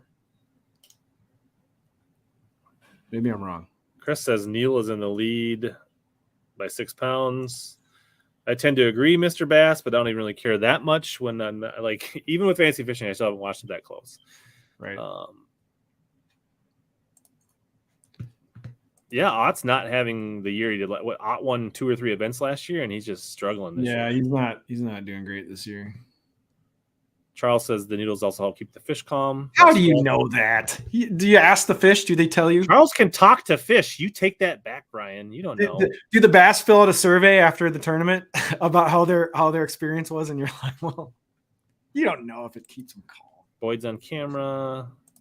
No, he's actually not been on camera that much. They have not. Yep. Boyd has sucked in a lot of these tournaments and not gotten a lot of camera coverage. We've got 100 people now on YouTube, and we're 146 total. Dude, I think people are. Yeah, Mr. Bass, how did your tournament go? You didn't stream this week because you had a derby. Yeah, I mean the anglers are cool. Here's the thing. The thing I struggle with is there's like they just like cut to fish to fish to fish. You don't get to see the decision making and the thought process, and that's the part that I don't like about MLF. Yeah, MLF is very well. They have so many cameras out on the water. They have the ability. So they have like 10 cameras out. So they have the ability to show a lot of action. There's 10 cameras on Bass as well for the Classic, anyways. I don't think they only have 5 during the regular tournaments, 5 or 6. I think Fighter's fine. The Classic is not a point event. He had a decent St. John's and a rough Harris chain. He's never been great in Florida. So I think he's going to have a good year. He may not be in contention for AOI, but I don't think there's anything wrong with Fighter. Here's a pro tip from Bama Man 24. You can just use beer cans instead of pool noodles. He's not using the beer cans. He's just trying to throw them somewhere. You know what I mean? He's like, drink the beer, throw it in there. It's trash. So I will say MLF has the advantage of having the best fishermen in the world right now. So like Wheeler, it's almost worth it watching alone to watch when Wheeler's doing his thing. You know what I mean? Like they have the best guy out there, so that they have that in their back pocket. This gives you a glimpse that we were talking about big fish earlier, right? Yeah. Oh, cool. So yeah, 6-pounders there's only been 3 of them. Well, it's only been today. 1. Yeah. You can also see catch times, so you can kind of see where they go on runs of like activity. It kind of seems like there's an afternoon window right now. As time closes, I don't know what time they stop fishing, but live is going to go off the air in about 8 minutes. Yeah, so we'll just ride it out to the end here. This has been fun. Well, Ronnie's talking to the director of rods. Nobody cares. The director of rods at Abu Garcia. The director of the buffet line, from what I can tell. Wow, that's a big dude. Oh, Greg is just reporting that Christy just logged a good one. Gotta go Bass Track.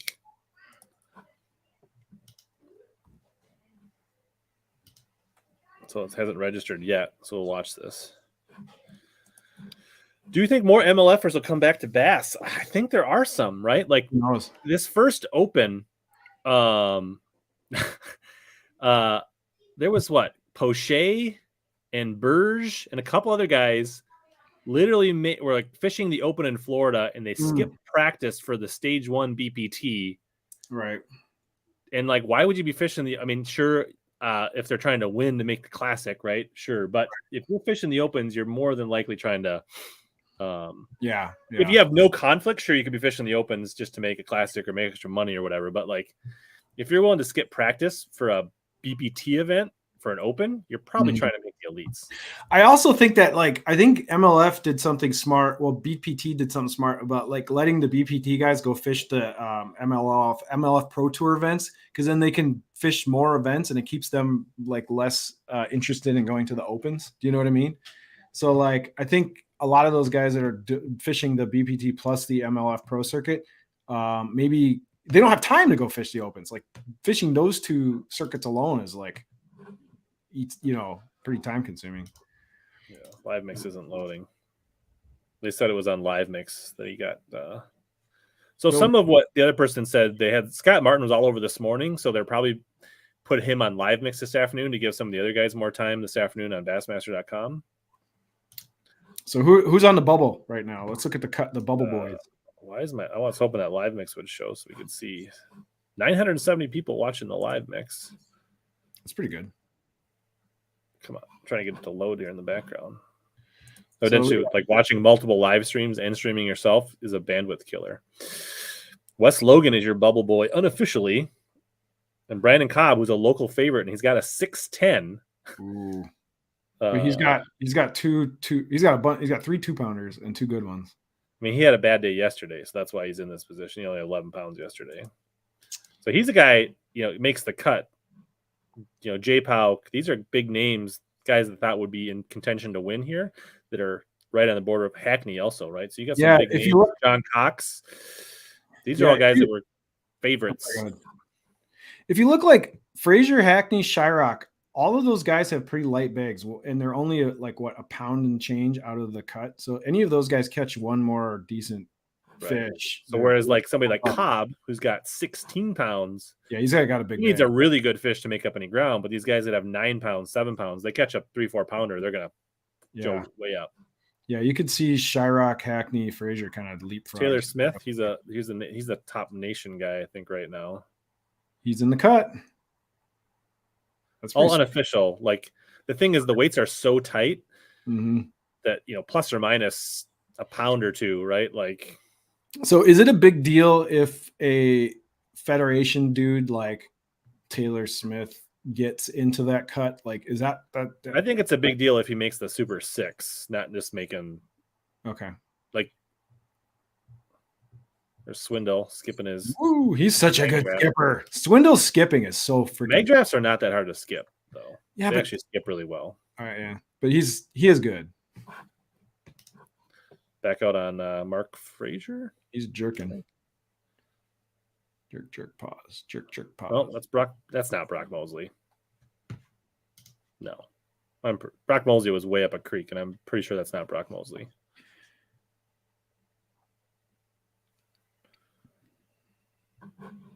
I like seeing Matt Airy in the cut. I like him. Oh, Matt Airy. The Johnstons are in the cut. Wheels are spinning here. Oh, Welcher. Should get a live look here. Welcher. Man, he could win the thing. He's in position. Another one before they have to go in. They might show. Oh, they got Christie at 33. So they logged his fish. They're basically tied. Oh, snap. I would bet you money Christie's got a bigger bag than that. Dude, if he's leading into the next day, that'll be a big deal. Everybody loves Christie. Yeah, I agree. I wouldn't be surprised if Hackney's like 3 pounds off on his bass track. Swindle got his 5th. I've never used a favorite reel. Favorite reels are just Chinesium rebranded reels. Anyway, Bass like in Minnesota's Mille Lacs. I don't know. Maybe. I would say no. Definitely not. It's maybe the best big smallmouth fishery. Like for whoa, Swindle threw that fish in the box and kept fishing, and his bass track said he already had 5. I almost threw up. Swindle is pretty good at skipping a buzz bait. The time I threw the mag draft the most, I was using a 764 Champ. I throw it on I have a Mega Bass. It's called a perfect pitch. It's like a 7.2 heavy, but it's got a soft tip. So I throw a Mega Draft on a perfect pitch. I don't know. Wheeler hasn't been fishing any opens, so I don't think Why he's coming would back. Wheeler go back to Bass? He's kicking everybody's butt and cashing mega checks on, like, he's taking everybody's lunch money on MLF. There's no way. At this point, it doesn't seem like it. I mean, I haven't seen or heard of him fishing an open, so. If the only people who are going to leave MLF are the guys who are not doing well. Like the guys are making money on that for sticking That's around. not true because Poroznik won a BPT event. But Poroznik's not done anything. He did win. He did that. So He's had a lot of bad finishes. Yeah. But he only, anyway. But I would say there's a very unlikely chance that Wheeler's going anywhere. Not when he's making almost $1 million off these dudes every year. Taku. Yeah, there's a lot of guys in that position, South Jersey fishermen, that if they get one big bite, they're going to be right up there. Man, good for Welter. So let's see. Jason Christie's last fish was entered as a 4-pounder. See, when you see this 30, 40, 40, they're rounding down. They're really rounding down, right? Whereas when you see Brian Newsweight's, they're very maybe not.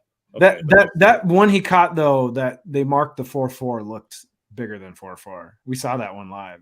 I think there's some people that like weigh all their fish, and when you see 2.2, 2.3, that makes me their weight. Yeah, they actually say it out loud to the camera guy or whoever's on the boat, the marshal. Yeah. Hey man, if Martin can stay in that like 30... I said, he hasn't registered a fish since before 10 a.m. That's why he's not been on live. So to me, it looks like if you're over 30 pounds, you're probably in a good spot for to I think that's a good assessment. If you're in 30 pounds, you're going to have a shot. Right.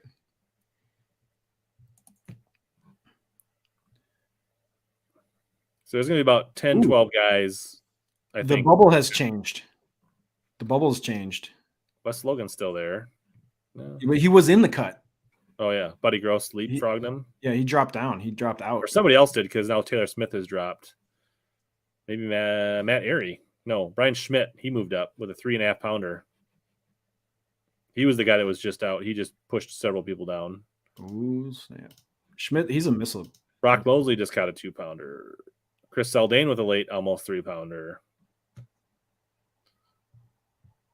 Taco Ito caught a 3-pounder. Like these are guys that are making late, right? These ones that are close to 3 o'clock. When are they done? What do you think? I bet you there's a good chance that Christie's fish is closer to 5 than it is 4. Yeah, so it's entirely likely Christie's leading, which doesn't matter too much, but I don't know why they would put him there. Maybe because he was the second one to get there. Oh yeah, that's right. It's a tie on the bass track. That's funny. I don't know. There's a lot of people taking shots at Wheeler thinking that he's doing things, but I don't know. Like to be this consistent, everything is on live. So I don't know. Like people are suggesting he's getting information, but even if he is getting information to be that consistent, like there's no way Dustin, you fish tournaments. How does it usually work when you get other people's information? Usually not that great. Like sometimes it works, sometimes it doesn't. So I have a hard time. I think he's good. But also it's like baseball and steroids. You think he's the only one getting local information? If he is, hell no. You know what I mean? Like you got to think most of the field has probably gotten some local intel, right? Kevin with the line of this stream so far. Freaking girls at closing time for the lights. Come on. That's funny. That is a great line. Bravo. I don't think we're going to go to the weigh-in. The weigh-in doesn't start for dude, and the weigh-ins that's like an hour drive or 45 minutes. So, and the weigh-ins are boring. There's so much fluff. Yeah. I can't watch the weigh-ins.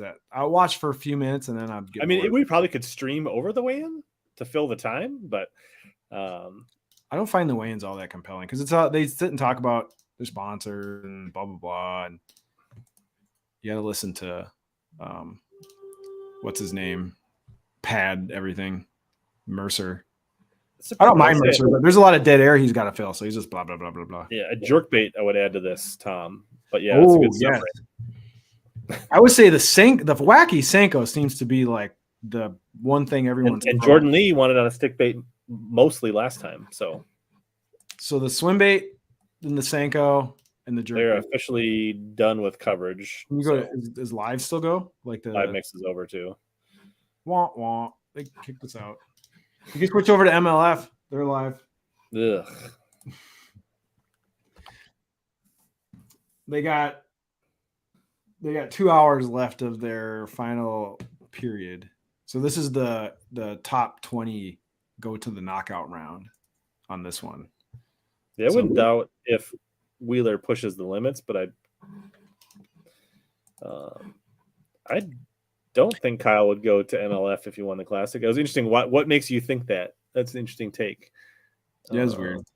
Yeah, 3:15, 3:30 weigh-in time, and it's only 2 here. So it's, and when they say the weigh-in starts at 3:15, that's when like the national anthem and the Berkeley cast for $1,000 and like all that weird stuff that they do. And can I ask a question? Why do they do a national anthem at a weigh-in? That makes no sense to me. It's not a sporting event. It's a promotion. I think it's ridiculous. They do it in the morning and the weigh-in. That's what I'm saying. Like, you got, what's the point of doubling up on a national anthem? Just get to the thing.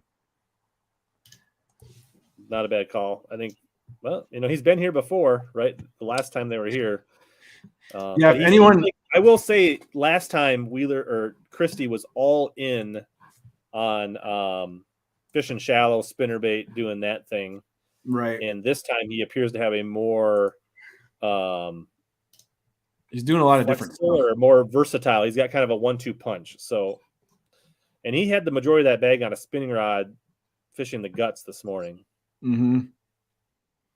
So the cut line on MLF is tight as well, it looks like. MLF has a bunch of old guys. Michael Neal seems like he's going to be the Ott Defoe of this year, where he's going to be the one pushing Wheeler this year. He's had a good season so far, Neal. I don't know. There's a lot of young guys though in MLF too, but yeah, there is a lot of older dudes. That's for sure. Yeah, it's for the crowd, right? It's for the 15, 20,000 people that are there. It's not for the people on the. And it's for all of the copious amounts of sponsors that they have, because they have to do so much sponsor placating at the weigh-in. You know what I mean? Because a lot of companies pay a lot of money for name recognition there, and they got to go through a lot of that stuff. It's an advertising. Yeah, thanks, Dave. Yeah, so shout out to everyone that kind of hang out and threw a lot of comments on. This was fun, man. Yeah, let's see. I was at what was my live? I was just under 100 with 134. Now that we put MLF on, we'll see if we drop to like 37 people watching. Yeah, what do you got going on domestically today? I convinced my wife to take my daughter to hockey practice, so I have nothing going on right now. So you got more money, Bassmaster, MLF. That's a good question. I think they're similar. I think tournament winnings wise, I don't think there's a big difference. Sponsor wise, I feel like I don't know. So when you factor in the MLF Cup events that they fish and qualify for the TV shows, there's more opportunity to make money in MLF as far as like tournament number. I don't think it's way different though. It's not like 5x or 2x. It's like 1x versus 1.5x or something. The next elite is like next week or the week after on Santee Cooper, which should be a smash fest. Like probably going to be handing out some century belts, 100-pound bags. Nice. That'd be fun. Santee Cooper. So yeah, that'll be fun. I love watching all these tournaments until we can go out and fish and the ice is out, and then I forget all about them. Speaking of the unbelievable number of advertisements in an MLF stream. Oh gosh, they all do. Well, Wheeler's a bass. That's the thing. Like that's the other thing. I like. They say, like, what is Wheeler catches them like on a jig and wrap, and the next week he's throwing them on a jerkbait, and the next week he's catching them cranking, and the next week he's throwing them on like a Sneeko rig, and I mean, like he does everything. Nobody does as many techniques as well as he does. Yeah, he does everything: cranking, frogging, flipping, finesse. You're right. He's like he's a jack of all trades, like a savant. Like right. And he's really good with his electronics too. That's the thing is like goes back to like there are some guys like that Wheeler 5 fish, every fish doesn't matter. Mm-hmm. They know how to do it. Right. Wiggins, who's like a local on Smith Lake, and he's like dominates there. He wins like every other Bassmaster Open against a 300 boat field in a 5-fish format, but he's struggling in an every fish counts. Some people can do both. Some people are better at one or the other, and then there's a handful of guys out there that are good at both. Being good at both sounds like it takes a lot of work. Like Like, you know what I mean? Like being good at one is a lifelong pursuit, but then being good at both of them would be even more difficult. Yeah. Salzman he's a good guy. He's fun to watch. I tried to get him on the stream and he kind of flaked out on me. But so here's the thing about this Gambit. So they split because they were unhappy what was happening at Bass at the time. And it was kind of a overnight thing where most of them all went. It's not like they're active. I don't know of a single person that's actively leaving Bass to try to get to MLF right now, but there are a handful of guys at MLF that are trying to get back to Bass. So, well, yes, all the top competitions there, but that all happened in like a coup, like in the dark type thing, like a hostile takeover. And so it was a coup. Yeah, it was a we want to send a message. But then you had guys like Polnick and Swindle and Prosnick and Christie and Hackney that determined the grass wasn't greener on the other side, and they've come back to Bass. And there's a bunch of other guys fishing the opens that are still trying to get back, but I don't know of a single person that's fishing the Costas or the pro circuit trying to get into the BPT from the Bass side. Belat. He came. He was already an MLF he was an FLW guy, right, and then he was like, I don't want to fish AAA. I'm going to go fish the opens. Then he got his teeth kicked in fishing the opens and goes, you know what? Maybe the pro circuit's not so bad. Yep, and he was turns out he didn't have what it took to beat the guys in the opens. Yeah, I thought that's where I was going with that. There was a few guys that flirted with the opens and then ran back to the pro circuit. Yeah, I think Thrift's on my team too, Dustin. He needs to get in the cut. Thrift is so fun to watch. When he's got a camera in his boat, it's always entertaining. Yeah, that's another thing. I mean, it's like this thing is like the Wheeler has no gaps in his game. He's amazing with electronics. He's amazing with all these techniques. He's really good at shallow fishing. It's like he just decision making too. He knows when to cut. Like he knows when to like leave and pull up and try something new. Right. Well, good luck, Chris. I hope you catch some. That'd be awesome. I'm not doing any rigging, organizing, any of that stuff yet. I'm saving it for like my boat is insanely dirty.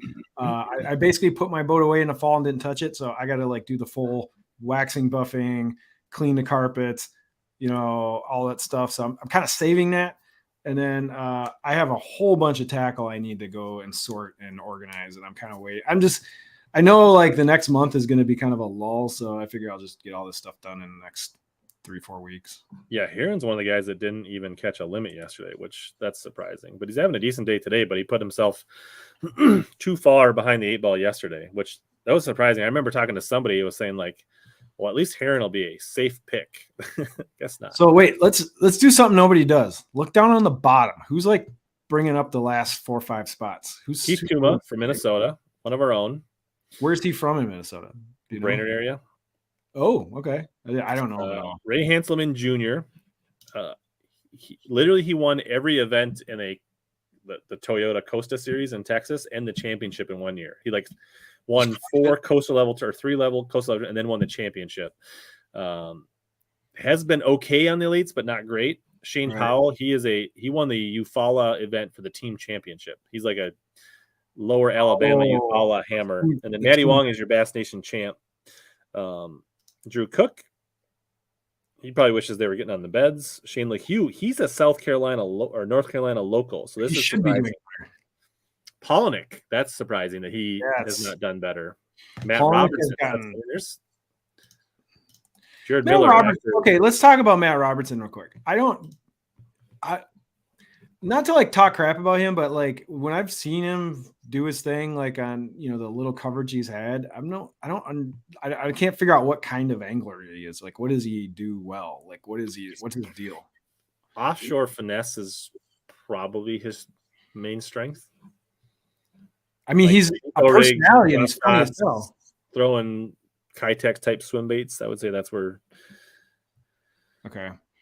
Yeah, because is he like a flipper? Is he a cranker? Is he a dock guy? I haven't seen him enough to like know what he actually is like good at. I can see that, Dustin. Wheeler's personality is not everybody's cup of tea. Him and his buddies Cannell and Avina all running around acting like a bunch of frat boys is not the best look for some people. What's wrong with Wheeler? He's not that abrasive. I think when he's on the water, he's not bad. Oh, he's annoying as hell when he's around his friends. Yeah, like, his like videos on YouTube where he's like hanging out with DC and like his crew. You need subtitles because I can't understand anything they say when they go into that really like all their accents just get ratcheted up, and they're like, "Oh man, blah, blah, blah." I literally can't understand half the shit they say sometimes, especially Dustin Connell. Ike also left MLF to come back to Bass. Oh yeah, we can't. That's the elephant in the room. Yeah, they finally. So Salzman got in this year. Clavion Johns. Yeah, they took 3 guys, right? It was like there was one other guy too. Cody, Dakota Abear. But Sheffield, this is interesting. Not Ron. No, what's his name? There's a guy on the major, the guy that's won Angler of the Year 2 years ago and has been in the mix. It's Ron Nelson from like Michigan. He turned down the invite to the BPT and stayed on the pro circuit. Okay. I thought that was really weird. That is weird. Wait, he could have gone to the BPT, but stayed in the pro circuit. Yeah. That's bizarre. There's got to be a reason. Ray Hanselman, I guess, wanted to start where Jared Miller was yesterday at that culvert. Dropped Welter. Yeah, Welter was like my guy last year in fantasy fishing. He had a really good season last year, didn't he? I watch it. I don't watch a lot of the results, but I watch his YouTube stuff, and his YouTube stuff, he was kicking some butt. He is really good with a frog. Watching Welter frog is mesmerizing. That guy can work like fish a frog. Cliff Pace, I guess, was fishing the most recent Open. Yeah, I'm surprised because Robertson really likes all swim baits, like the Kitex, the swimmers. So the fact that he's mired down here is weird. Yeah, you'd think if you're like swim baits seem to be a player in the Classic this year, and that's his deal. Why isn't he throwing? Maybe he's throwing swim baits around docks all day and didn't. Yeah, it wasn't Spencer Sheffield. It was it? I think it was Ron Nelson that turned it down, not Spencer Sheffield. Yeah, somebody say frog. Let's go. I miss throwing a frog. I love throwing a frog in the spring around. We go to catch times. There's any late big catches here? So Brian Schmidt, that was the last one that was registered, was at 3.8. So yeah, not much action. Fighter got one, little decent one, little not enough, too late probably. Cox, that's not good when he's registering a sub 2 pounder at right before 3 o'clock.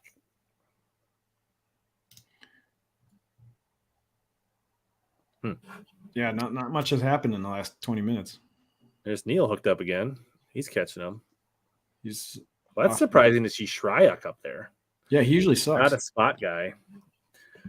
Or normally you wouldn't think of him as a spot guy.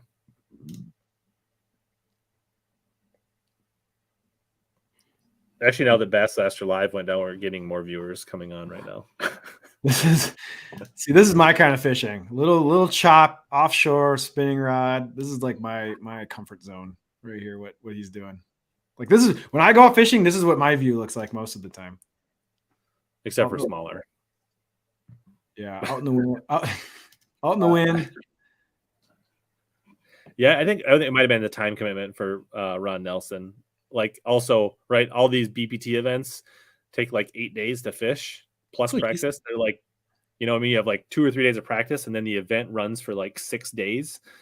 Whereas the pro circuit, it's like a smaller time commitment. Yeah, those BPT events are stretched out quite a bit.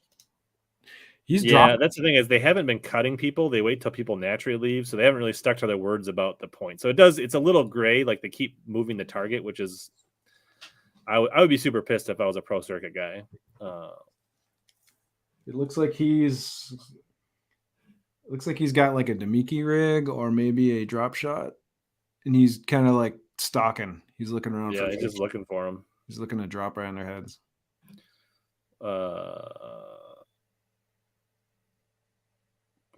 This guy wants to know about the new P5 Mark 56 rod from Magnet. I don't know. So that's a new swim bait rod. They used to have what's called the Mark 48. Now they have this Mark 56.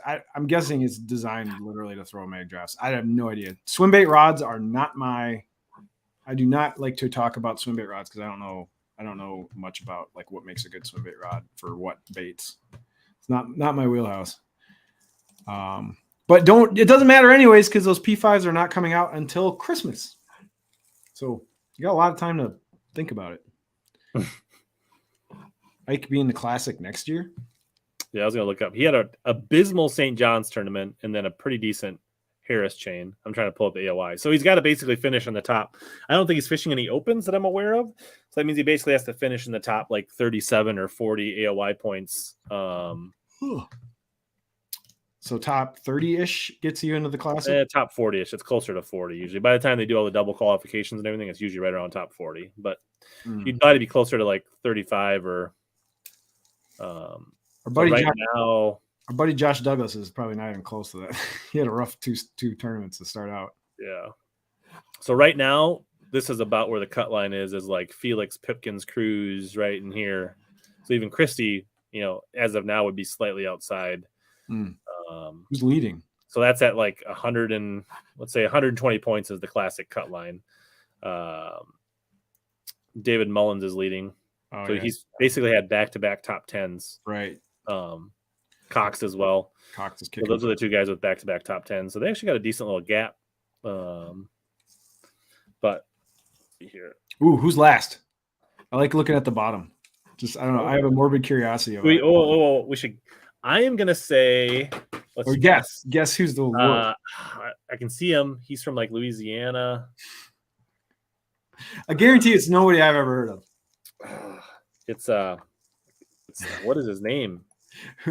He got disqualified because he was like the year they went to Hartwell because he practiced one day into the cutoffs.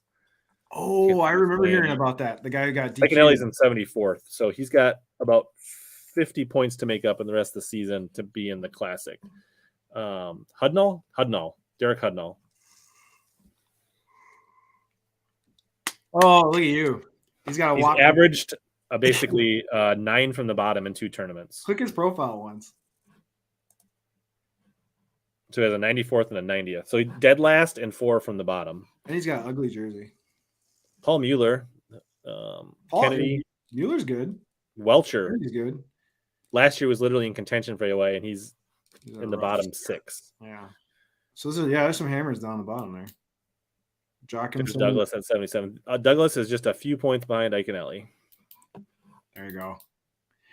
Early in the season, though, you can have one really good tournament and just put yourself right back up there. Yeah. When you get 4 tournaments in and you still find yourself down here, then you're in trouble. Right. Wow, you guys are so full of yourselves. Pathetic. Wow, we got a negative comment. I like it. All right, awesome. MDG, I do like MDG. I reached out to him, try to get him on the stream, but I didn't hear anything. They are good. I love the net. That's almost the only net head I throw anymore. I've been using it since it came out, and it's awesome. Yeah, Jason Christie versus Christie IE, which is on the Elite Series, and then the Christie with a Y, who is a fraud. That guy was. That's the guy who paid in. Clemson, good to see you. I think it's Aoki. Dice K is. He's not even. Didn't he have? I thought he was dead last at St. John's or pretty close to it, but then I think he actually had a good. I thought he had a good Harris chain tournament. What else we got? I don't remember. I don't know. We've been here, so we haven't been listening. We keep talking about stats. You had to expect that, right? Because Bass has probably so much footage and content on Roland that they can dust off and make cool packages. I think he's slightly behind. Were you taking shots at the guy? Oh, yeah. I apologize on that. That was mean. I shouldn't have said that. And you shouldn't say you guys. It was me. I take full blame. Guy. You can send all hate mail to my PO box. I apologize. Yeah. So any rookie gets 2 years, and they take an average of your points. So for requalification, so all rookies will get at least 2 years on the elites.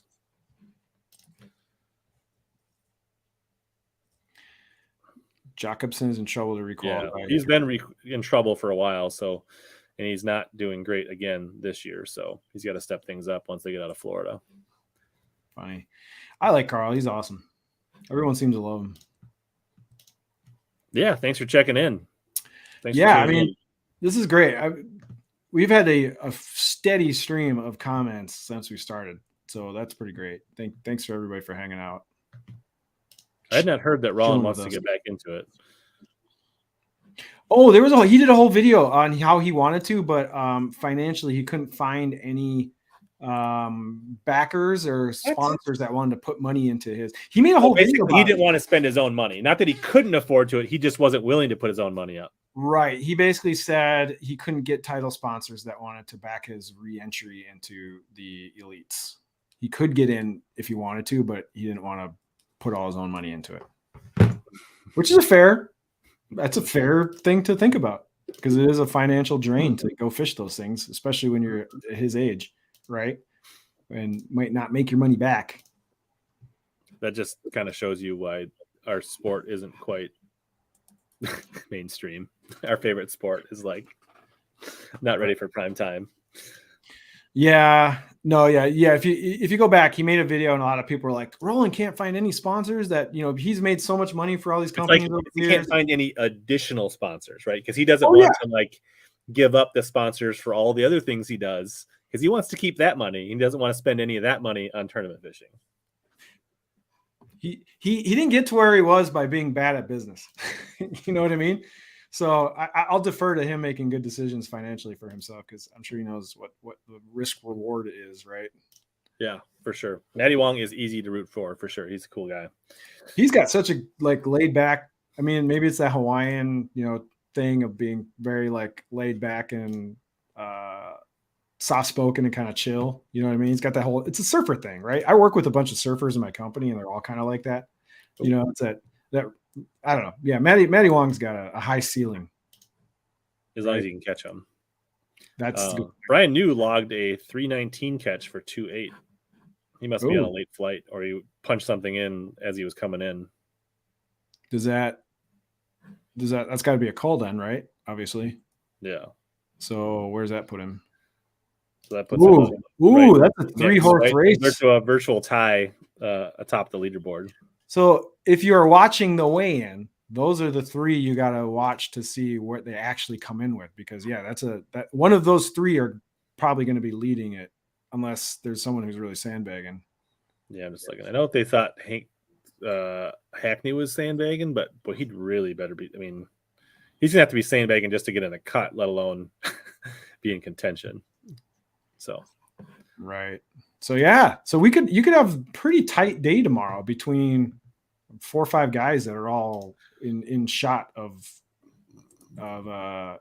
taking the lead. My pick for rookie of the year at the beginning of the year was Cody Huff. So we'll see once he gets out of Florida if he can turn things around. HellaBass will not win because he's not fishing. Hackney. Yeah, here's the thing: if he's not willing to put up any of his own money, which I get from business stand perspective, but that tells me he's not super confident that he's going to be super relevant, and it would be just a promotional thing, basically, right? I don't care to see another Rick Klun or David Fritz, who's literally non-competitive in 80% of the tournaments, just because they were no discredit to what they did in the past, but right. I want to see guys that are actually in contention and are hungry, right? Because if he was hungry, Roland's not broke. Roland's not broke. So if he was hungry and mad at him and really thought he could kick some butt, he wouldn't be mind shelling him, because it's not like he's not getting any money, right? He wants to get all his entry fees covered plus make money on the deal, right? Expenses, travels, yeah. Right. So I don't want to see people like that on tour, to be honest. You got to think for him to do it, it's literally just a victory lap, or just I don't know. It's a good question, but if it's not, if he's not going to, if it's not going to be worth his time, because when you're that age, right, your time is very valuable. You got to have it to be worth your time. So if if you're doing the calculations and you go, it's not worth my time.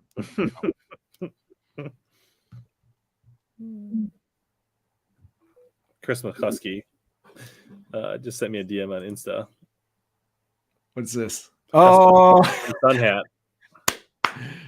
That is great. You got to post that. Well, it needs an Arsenal or Omnia logo, though. to make it the official HellaBass. Yeah, I mean, I wouldn't complain, but hey, and I'm not going to bash him if he does it or if he does. I'm just saying I'm not interested. I'm not saying other fans wouldn't be. I'm just saying if he rolls out there and gets a bunch of sponsors and averages a 70th place finish, I'm not interested. You also got to remember be competitive, then great. You also have to remember that a lot of companies' promotional and budgets for media and marketing is lower post-COVID than it used to be.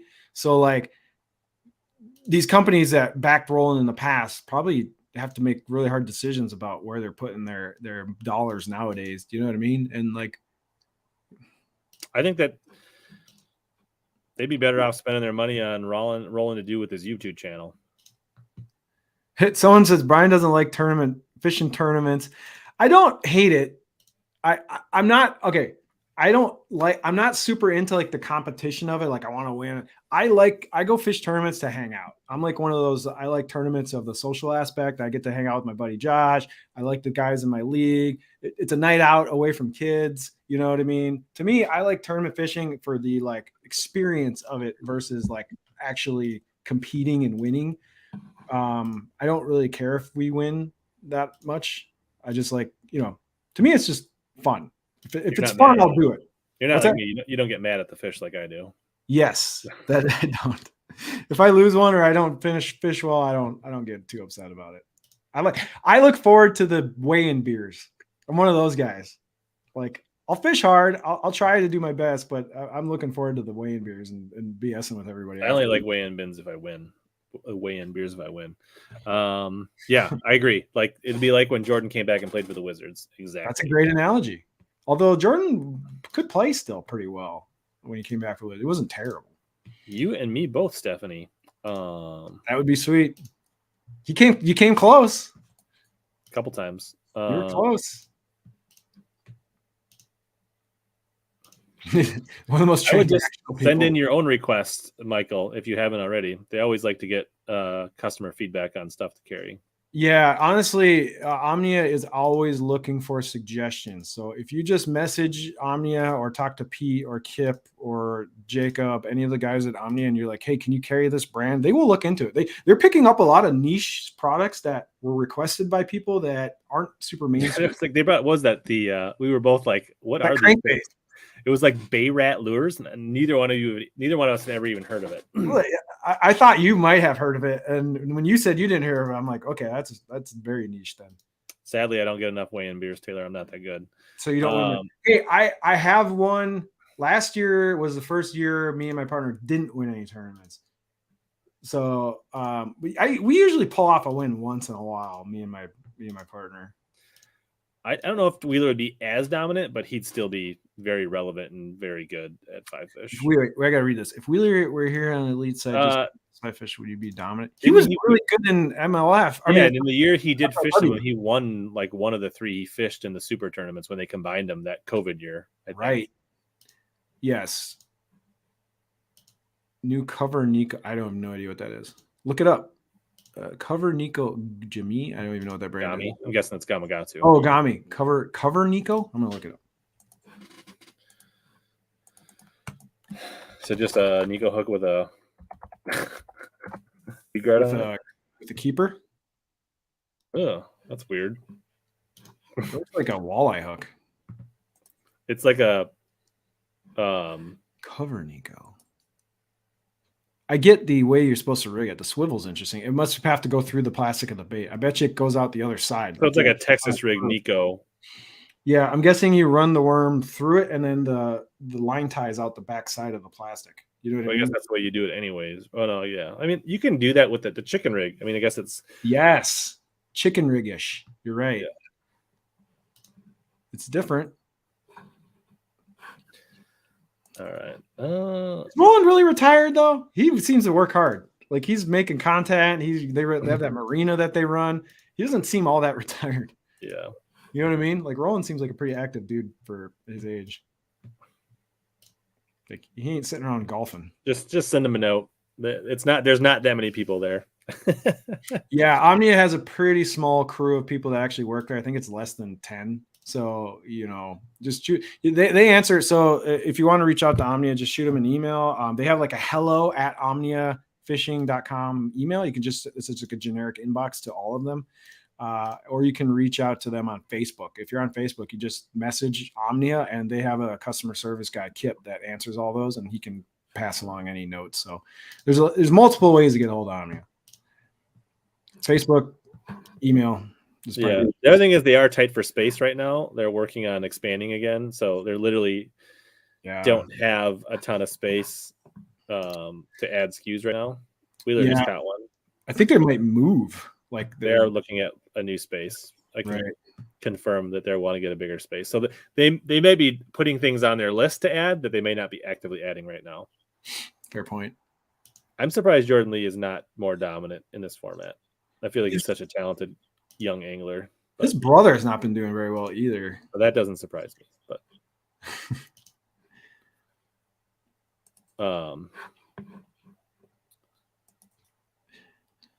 what's this? The other thing is like that's why you often see at Omnia why they have so many good things in their bargain bin. They do have good stuff in there. Junk. It's because they're running out of space. So and you can stack codes on the a lot of times you can. They may have fixed that recently. I poke at it once in a while and find some. So if you go into their bargain bin, there's typically things in here that are fairly desirable. Like all these Nico hooks. I mean, look at all these Nico hooks and owner sniper finesse hooks. So the Nico number 2, that is a really popular hook. Yeah, so that means they got what they've been happening is they had like multiple orders out during COVID with supply chain issues, and then all of a sudden they'll get 3 orders in, and they literally don't have enough. They're like, well, we can't use a whole shelf up just for Nico Higgs, so we're going to sell it down on discount until we get down to 2 slots, and so we have room to add other stuff. Is that flashy? So typically, owner mosquito hooks, owner flash. I mean, these last year you couldn't get flashy swimmers, especially the 5-aught, the bigger flashy swimmer. Yeah. That's a popular hook for like bigger swim baits. Gamakatsu Superline hooks all marked down 20% off. That's a good hook. You got some Tokyo rigs. You got some rigging stuff. For you Plano Edge people, they got a bunch of those marked down. Yeah, those are continually on sale these days. Ned Bomb, certain colors, right? Like they just have stuff that they get overstocked on and they sell it down. The owner. So those Magnum football shaky heads, those owner shaky heads, those are really good for deep rock. So if you're fishing, that's an 8-aught. Never mind. That's a heavy one. That's like a ledge one. But like owner Stinger XTX 38s are literally one of the most replacement treble hooks or most popular replacement treble hooks out there. And they have all the sizes there, except for 3. 6 cents. Yeah, so there's and then you got some random colors, like of a certain crankbait here and there. I mean these crankbaits. War Eagle. I mean, somebody thought this was the style jig that Christy was throwing today. So Jujitsu is a great name, by the way. I like that. It's a good pun. Jujitsu. Some Guggen baits for you Guggen fans. Hey, your fighting frog is in there. Look at that. Green pumpkin fighting frog. You like that bait. It's all right. It's decent. It's good bait, especially when you get it 20% off. Well, should we see if the code stacks? Oh, you're going to order some. You probably already have a bunch. It does. Yeah. There you go. Yeah, you're going to have 50 cents off. $3. That's already marked down. How many are in a pack? I don't know. I want to say they had some, so they got some Fat Ica, Yamamoto. What else is in here? So that Fat Ica is like a historical bait for Bass Mafia money bags. Those are pretty popular. Yeah, those things are durable. I throw a bunch of stuff. I have a Bass Mafia, like one of those plastic bags that I've been using for years for when I just don't know what baits I want to bring, and like if I'm going somewhere, I just grab it. Like I just throw a bunch of stuff in it. And I'm not like babying those things, and I got one that I've had for years, and it's like all scratched up and everything, and it still seals super tight. There's no holes in it. It's nice. Yeah. I don't know that they ever will regulate electronics. I feel like it's already gone too far when people have 6 screens. I don't think they're going to tell them they can only have 4. when you have electronic companies sponsoring the bass leagues, they are never going to limit them because they get money from Lowrance's and Humminbirds and the Garmin, Lowrance, and Humminbird are all major sponsors of all the big tournaments. Right. So do you think they're going to say they're going to limit how many products of those that they can feature out on the water? Heck no. Not especially not. I mean, I could see certain leagues, maybe, right? Like, yeah, maybe someone could start local team leagues, or like you got your local, like, you know, like I could definitely see like the Greenhorn, right? Right.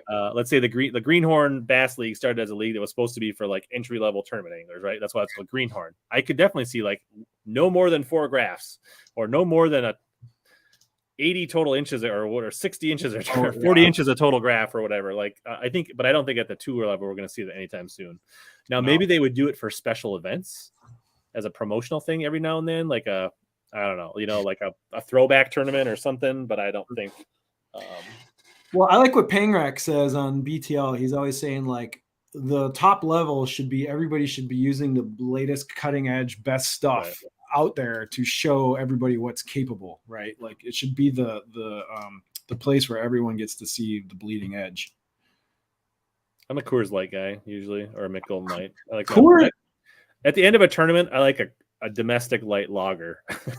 Coors Light or like a Pilsner, any of that kind of like cheap beer is fantastic after you've had a day out in the water.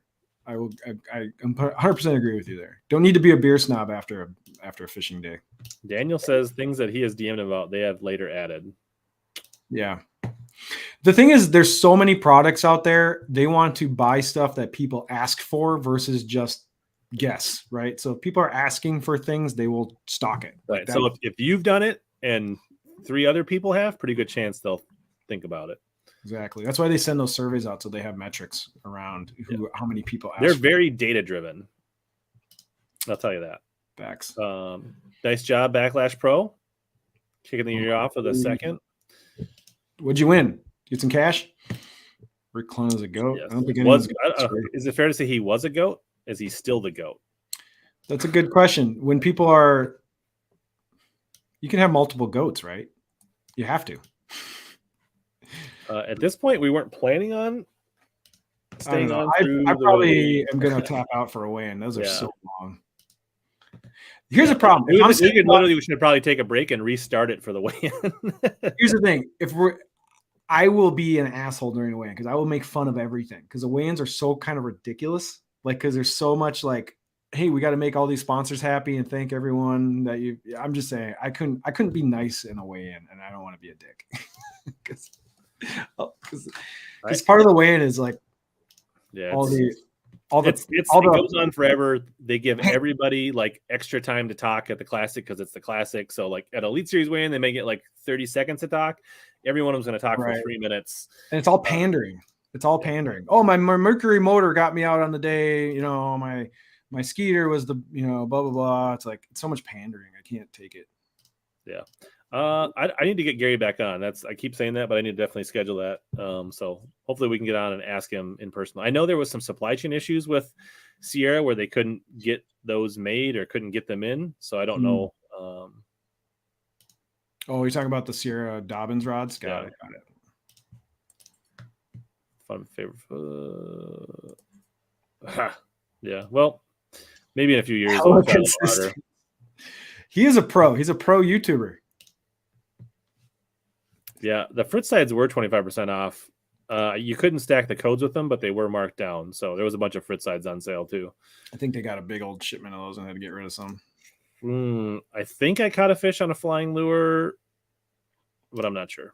I have caught fish on a banjo minnow. When I was a teenager, someone bought me banjo minnows or whatever because that was like a thing, and I did use them, and I did catch some fish on it. So I have. I mean, it's basically a nose hooked fluke. I mean, right? Yeah, I know I caught some pike. I know pike smashed them when I was my bank fishing days when I was younger. Yeah, some of the people, they'll go to the show to like show their products, and then they'll send you to the retail partners because a lot of times like Dick's and Academy and the retailers will be at the show, so they'll like, hey, come look at this rod or reel or depth finder, but if you want to go buy it, you got to go over to Joe's or you got to go to Ralph's or you got to go to Academy. Also, there's a lot of media at the Classic Expo and Classic. So a lot of these companies, they can set it up and all these people come and film like, hey, show us your new thing. And all. So like, it's like a way for them to just show off the same thing and give the same copy about a product over and over. Did you ever see Dan Carlson from St. Croix? He has the same like 2-minute pitch on a rod and he does it over and over and over and over because everyone comes up from whatever website or whatever YouTube channel or whatever. And he like just has this routine that he goes through talking about the same thing. So like a lot of it is just one central place for media to blast out content. So it's a worthwhile place for them to show off product. Yeah, gas prices are no fun. So I guess it's from that, but I don't have to worry about filling the tank of the boat I don't have. So maybe the gas prices will come back down by May. Yeah, gas prices are, it is what whoa. It is. I guess I had not heard this. That's interesting. Sober enough. I don't know what goes on people's personal lives. I don't want to know. Everybody's got their vices. I think there's a pretty good chance by the end of the year I'll have 4 screens on my next boat. Sweet. I had 3 on the last boat, but I probably will go 4. You gonna mix and match? I think so. I think that's a smart way to go. If I had the means and like the ambition, I would definitely mix and match units. I think mixing and matching with your front facing, your live front facing, is fine because there's no reason to have your front facing sonar connected to everything else. No, right? Nope. You're not going to put a waypoint on your front facing sonar. You're not going to use it in that respect. So there's really no advantage to having that networked into your other stuff. So that really gives you the freedom to mix and match when you go to that. The rest of the stuff, like mapping, side scan, 360, if you're going to have those products, it makes sense to have them networked. Totally. And the other thing too is since I started using Active Target all the time, I don't even use my 2D sonar pucks anymore. I don't even turn them on or have any screen time devoted to them. I basically have one screen with the Active Target and I have the other screen with the map. See, when I have mapping, I always run like I shift the screen over, so I always have the smallest sliver for 2D. I've done that, and then I realized I don't even look at it. Like I'll spend a whole day where I'm not even like really even paying attention to it because the Active Target gives you a way better view of right under your boat than the 2D does. You found somebody into buying the St. Croix rod. Great job. It's a good rod. No talks about having TK on anytime soon. I would love to have him on, but probably going to be a while. We've got lots of other people to talk to. Tacklecraft, he's a custom lure painter. Oh, yeah. The lure painter dude. He's also super busy. So, like, it was fun. We streamed for 4 hours and 15 minutes. We just talked about Bass for 4 hours and 15 minutes. We went from 8 to 12:15 in the morning. That's a marathon. But he's also busy, and also, like, obviously his time, he's a young kid.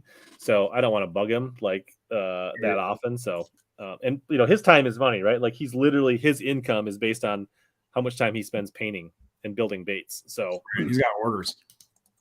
He's got to fill out next orders. rig is going to be a surprise. I'm going to guess it's going to be not a Bass Cat. So living the Missouri outdoors, he's there at Hartwell. So what's the coolest thing you saw at the Expo? Yeah, tell us. You guys are on the ground. So I talked to a few people at the Expo, and I heard that if you're going to the Expo to look at hard goods like rods, reels, and tackle, it's way more geared for boats. Like apparently the boat manufacturers have the most floor space at the Expo. So if you're not interested in bass boats, you're going to run out of stuff to look at fairly quick. Like it is boats on top of boats on top of boats. Today's theme will be making the cut and you'll have a chance. Well, it's the whole, I can't win it on day one, but you can lose it. And the secondary theme will be, I didn't make the cut, and I'm super excited to see all of you guys in booth XYZ at the Expo tomorrow. Come see me at the Bagley or the AFCO, the Bagley, the Camus, the Hummingbird, whatever. I'll be giving away towels or some tchotchke. 3 Denali rods for $100. Yeah, so that's the other thing is some of these companies use the Classic to dump stock. And so there's like, I saw one video, one of the meme channels was making fun of it where they said, buy one, get 3. That's called clearance. like these companies have way too much stock of unpopular rods. So they just bring them all to the Classic and blow them out. Greg, I love the ringed VMC wide gap hooks. Same. For a flipping hook in grass, like flipping foil with like D-bombs and things like that. I don't know. I seem like I get more bites and my hook ratio is through the roof. And I've had other people do it and they say the exact same thing. Right. So I used the Gamagatu version, and the VMC version, and I put a gun to my head. I can't tell you the difference. Like on the water using them, and like they're both the same and good. So I think by having that ring in there, your bait gets a little more free movement. So it's kind of like, you know, sometimes you downsize your line to give your bait more freedom of movement. I think the ring kind of does that. Like kind of like on a Tokyo rig, you just get more natural movement out of the bait. It's less stiff and rigid.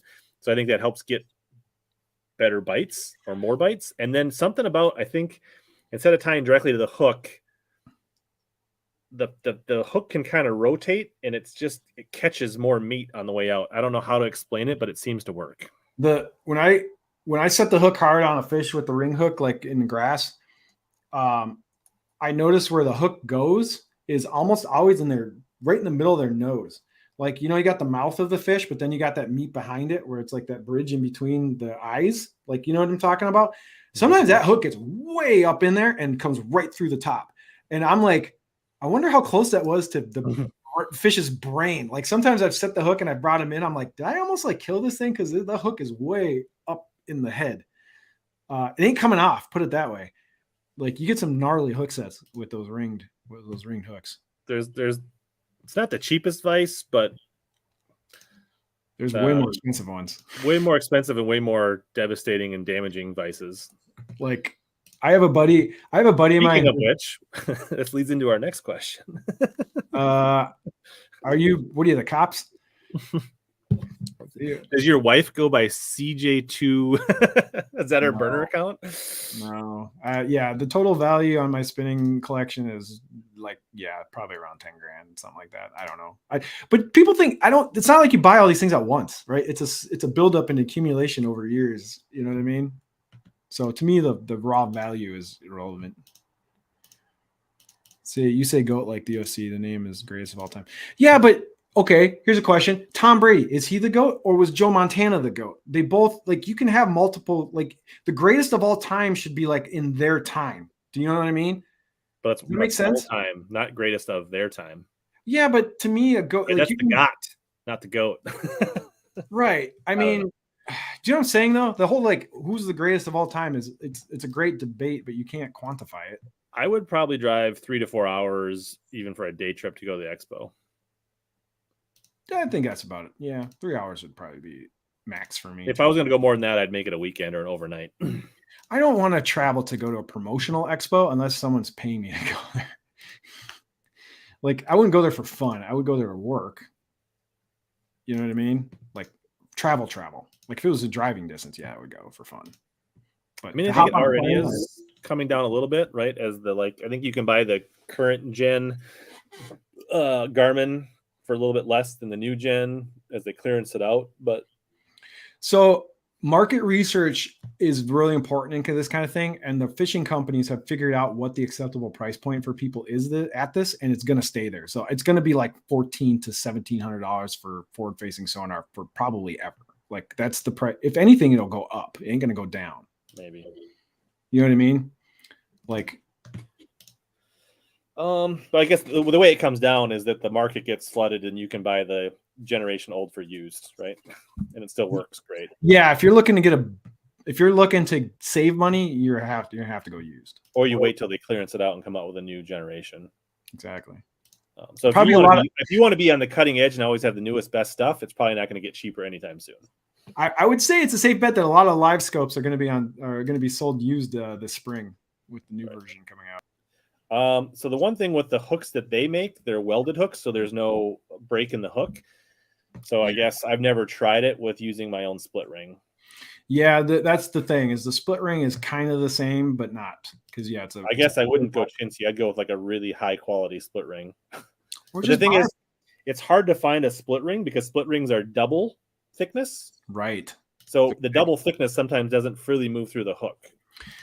Just spend the $3 and get the ones with the welded on rings.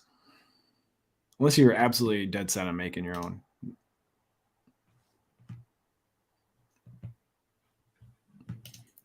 Yeah, that's an evergreen thing. I'm sure they have them on order. It's probably not that they haven't ordered them. I'm guessing it's that Evergreen hasn't shipped them. That is the one knock I think on Omnia is their top water selection is not great. They need to like land and expand their top water. Every time I kind of perusing through the top water, it's kind of the same stuff. Like there's so many top water baits out there that they don't kind of carry. Travis says the Expo is worth it. Looks fun. I'd go.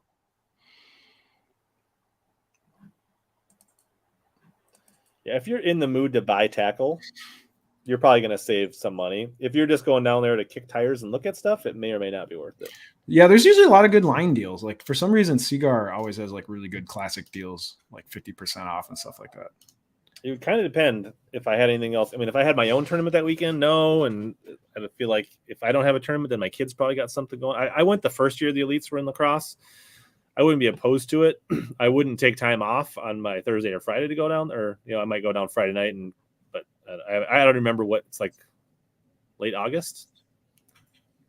Oh yeah. So I got a mule on the ground at Bassmaster Classic, and he just sent me a picture. He was able to snag some limited edition stuff that I wanted. Oh, he got you those Megabass jerkbaits you wanted. Yeah, the fine art gill color. Anyway. He said they said they'd let him buy 4, so he bought 4. So I don't know how many of those I'm going to get. Maybe 1 or 2. We'll see. So you want to put it out here? Anybody else? Like Live in Missouri is there. Do you want more? Do you want people to?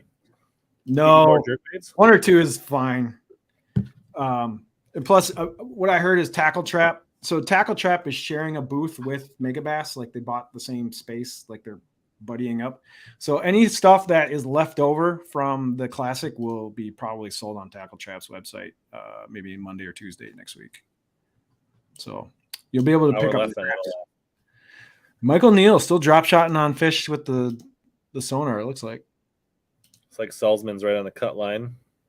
Man, being the bubble Wiggins, boy, the home favorite, and Thrift, 3 big names, or 2 really big names right on the cut. And Eber, Lane, Vincent, Elam. Hey, there's a good question. Are you going to go to the sports show here in Minneapolis? Probably. Yeah, you just let me know what day you're going. I'm going to probably go. I will definitely go. I just don't know when I'm going to go. Rain suit. So there's good deals on rain suits. There you go. Like, that'd be cool if there was like AFCO or Striker or some of those promotions on some good rain suits. Yeah, I'm sure they bring a lot. Such limited colors coming tomorrow at Hookup South Jersey. Yeah, those are the respect colors though. Those aren't the ones. So the ones at the Classic are what's called fine art. I don't know, you don't know this, but like Megabass does what's called a fine art series where they have jerk baits that are actually like not mass painted. People actually go on with the brush and paint them. Like each one is unique. Do you know what I mean? So like a custom painter kind of a version. Anyway, Megabass brought a bunch of fine arts to the Expo, which typically they're kind of hard to find because they don't make that many of them. So that's why people are amped up over the ones at the Classic. That's why you're amped up about them. Yep. I was trying to get any like random hard to find stuff. I'm stupidly attracted to. Like I don't know why. I just want to get it. Travis says both times the Sunday at the Classic they were blowing stuff out. Oh my gosh, Ronnie, shut your mouth. There's all the pre-amble stuff going on at the Classic right now at the weigh-in. Oh, do you ever watch beginning of the weigh-ins where they have if you make a cast into this thing, you win like a gazillion $1 million, and no one is ever even close. You know what I'm talking about? It's like some promo where it's like that. It's a Berkeley cast for $10,000, and Hank Parker is always running it. Right, and every time, no one even gets near the thing. It always cracks me up. I think they purposely tune the reel to make a shitty cast, so they don't have to pay the money. Oh, they're using like a $50 Berkeley combo, probably. Right, and they got the spool tension knob set too tight, so it only is going to cast like 8 feet. Yeah, so the Dark Sleeper gill is a soft plastic jig. Remember the Dark Sleeper? They're making the Dark Sleeper, but into a bluegill profile, and it's supposedly coming out this summer. Megabass nerds are excited for it, which it basically looks like every other bluegill paddle tail swim bait. I don't think it's really like all that exciting. like Savage Gear and all these companies have been making this kind of bait forever. It's just a Megabass version, which means it's going to be $10. Yeah, I'm pretty sure. I don't know when I'll go down there. Arsenal was going to have a booth, but I don't think they are, so I don't think I'll have to work it. But I'll probably at least go down there for a day. You know what's good is you go down there like in the morning and then go to Red Cow for lunch. Red Cow, dude, let's do that. I'm in. I'll go get a Red Cow's burgers are freaking good. I'm in. Let's do it. So I have an ulterior motive that I want to go to the Northwest Sports Shows here because I actually am hoping that a lot of the Canadian. Wow, wait, is the COVID border rules opened up at all? Are we going to get Canadian guys coming down to the sports show? You know what I'm talking about? I don't know. I think they could probably travel, but because I want to start looking at fly-in trips for. That is the show to do it. I'll tell you. Right, that. I know because they all come down. So I want to start planning and pricing out a fly-in trip for me and my son and my dad to go up into Canada, like deep Canada, maybe next year or the year after, sometime in the next like 2 years. So I kind of want to go around and talk to a few of those guys because I want to go to like one of those super remote lakes where you got to take the puddle jumper in, and then it's like smallmouth walleye, big pike, kind of everything up there. So I want to kind of start looking at that. Good luck, Clint. Shouldn't be too hard. Ned rigs get bit. Like, I love the Ned rig. That's my fave. Well, speaking of it, we're approaching 3 hours, and you mocked us for going for 4 hours. So I actually probably should change the go plug on my pellet grill before dinner, and it gets dark. So I think this is there's a half hour before the weigh-in starts. Yeah, man. I don't think I'm coming back on tonight, but I am tentatively planning to either do an afternoon session tomorrow, depending on when my niece's birthday party gets done, or a post-game show. So just subscribe and hit the bell notification button so you don't miss it. But I'll try to get that posted ahead of time, and maybe it'll be myself, maybe Brian, maybe I'll find somebody else to join in. Cool. This week on the stream, Super K Jigs coming on, talk hand tying jigs and custom swim jigs and things like that. And the week after that, John Sukup on Thursday night on the 17th. That'll be a good one. So all you guys that had questions about front-facing sonar and trolling motors and grass, like tune in Thursday the 17th. So I will definitely be watching John Sukup one. Maybe I don't know. Does Debo have a guest on tonight? Because I could always see if Debo had me on. I could come back on for a matinee special tonight. But great numbers today for a random Saturday afternoon. Appreciate it, everybody. And hopefully I'll have a boat video this week about the boat. Sick. I'm excited. You've been keeping it tight-lipped, man. No one knows what you're up to, so I'm excited to see. All I gotta say is I hope you. I'll drive down to your neck of the woods when you get it, and you can. I want to go frogging, so you can take me down frogging on one of your. I feel like the way the boats prices are for like the slightly used to new is like the only thing I see is the meme of like I'm never gonna financially recover from this. Oh, dude, it's brutal out there still. I don't know if it's gonna get any better anytime soon though. Absolutely, Dustin. As we get closer, send me some DMs. And anybody that's got always like if you see a guest come on the stream and you can't make it live, feel free to always send me a DM on Instagram or something like that if you want to get a question asked. That's always fair game. So, Super K jigs. I ordered some this off season. They are fun. They are gorgeous. Like I'm really, really excited to go start throwing those. Like spring's a great time for swim jigging. So I, around that shallow cover. So I'm like super pumped to give the K jigs a whirl. They're legit. Like the early when you first go over to Wisconsin, like when it like swim jigs like in like early, just really just slow rolling, they just get crushed. My favorite early ice out stuff is swim jig, regular 3/8 ounce jig, shaky head, and crank. I did really well cranking really at early ice out last year. Like I had a day where I literally just cranked all day and it was all they were biting. Like it was amazing. So if you like custom glide baits, you can get them for just under $600 at the class. That's all? That's it. That's it. $600 bargain. But all right, we're gonna wrap it up. Thank you. This will be if you came in late, you can catch the replay on either channel, and it'll also be available in audio form on the HellaBass podcast if you'd rather listen to it. And we still have like 100 people hanging around. I'm shocked.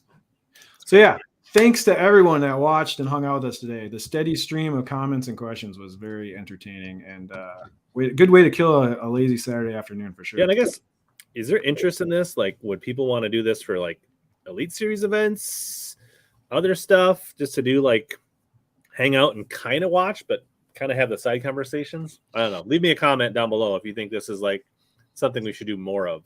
Yeah, we could do one for maybe the AOI, or I don't know, pick like a championship. If a championship Sunday is like a good derby going on and there's like something, you know, like it's a tight field, that would be fun to just kind of do a couple hours or whatever. But yeah, Tom says yes, please. So maybe something we'll do more of. I know like Bass Talk Live talked about doing like Sunday. I thought about doing this, and then they were going to do like the post game parties, and they did one or two of them, but like, or like post game wrap up shows after the weigh-ins, or like we come in like the last two anglers of the weigh-in and watch like the weigh-in, like, you know, not the whole weigh-in, because like you said, weigh-ins are not super exciting, but just like the last 2 or 3 guys to weigh in, and then just kind of break it down afterwards. That could be kind of cool. I think this format has potential if there's interest in the tournament. Like, I think if you did this for a tournament people aren't like super invested in, Classic makes sense. Like, you know what I mean? AOI could make sense. Maybe even like the Red Crest on MLF could make sense because that's their championship, right?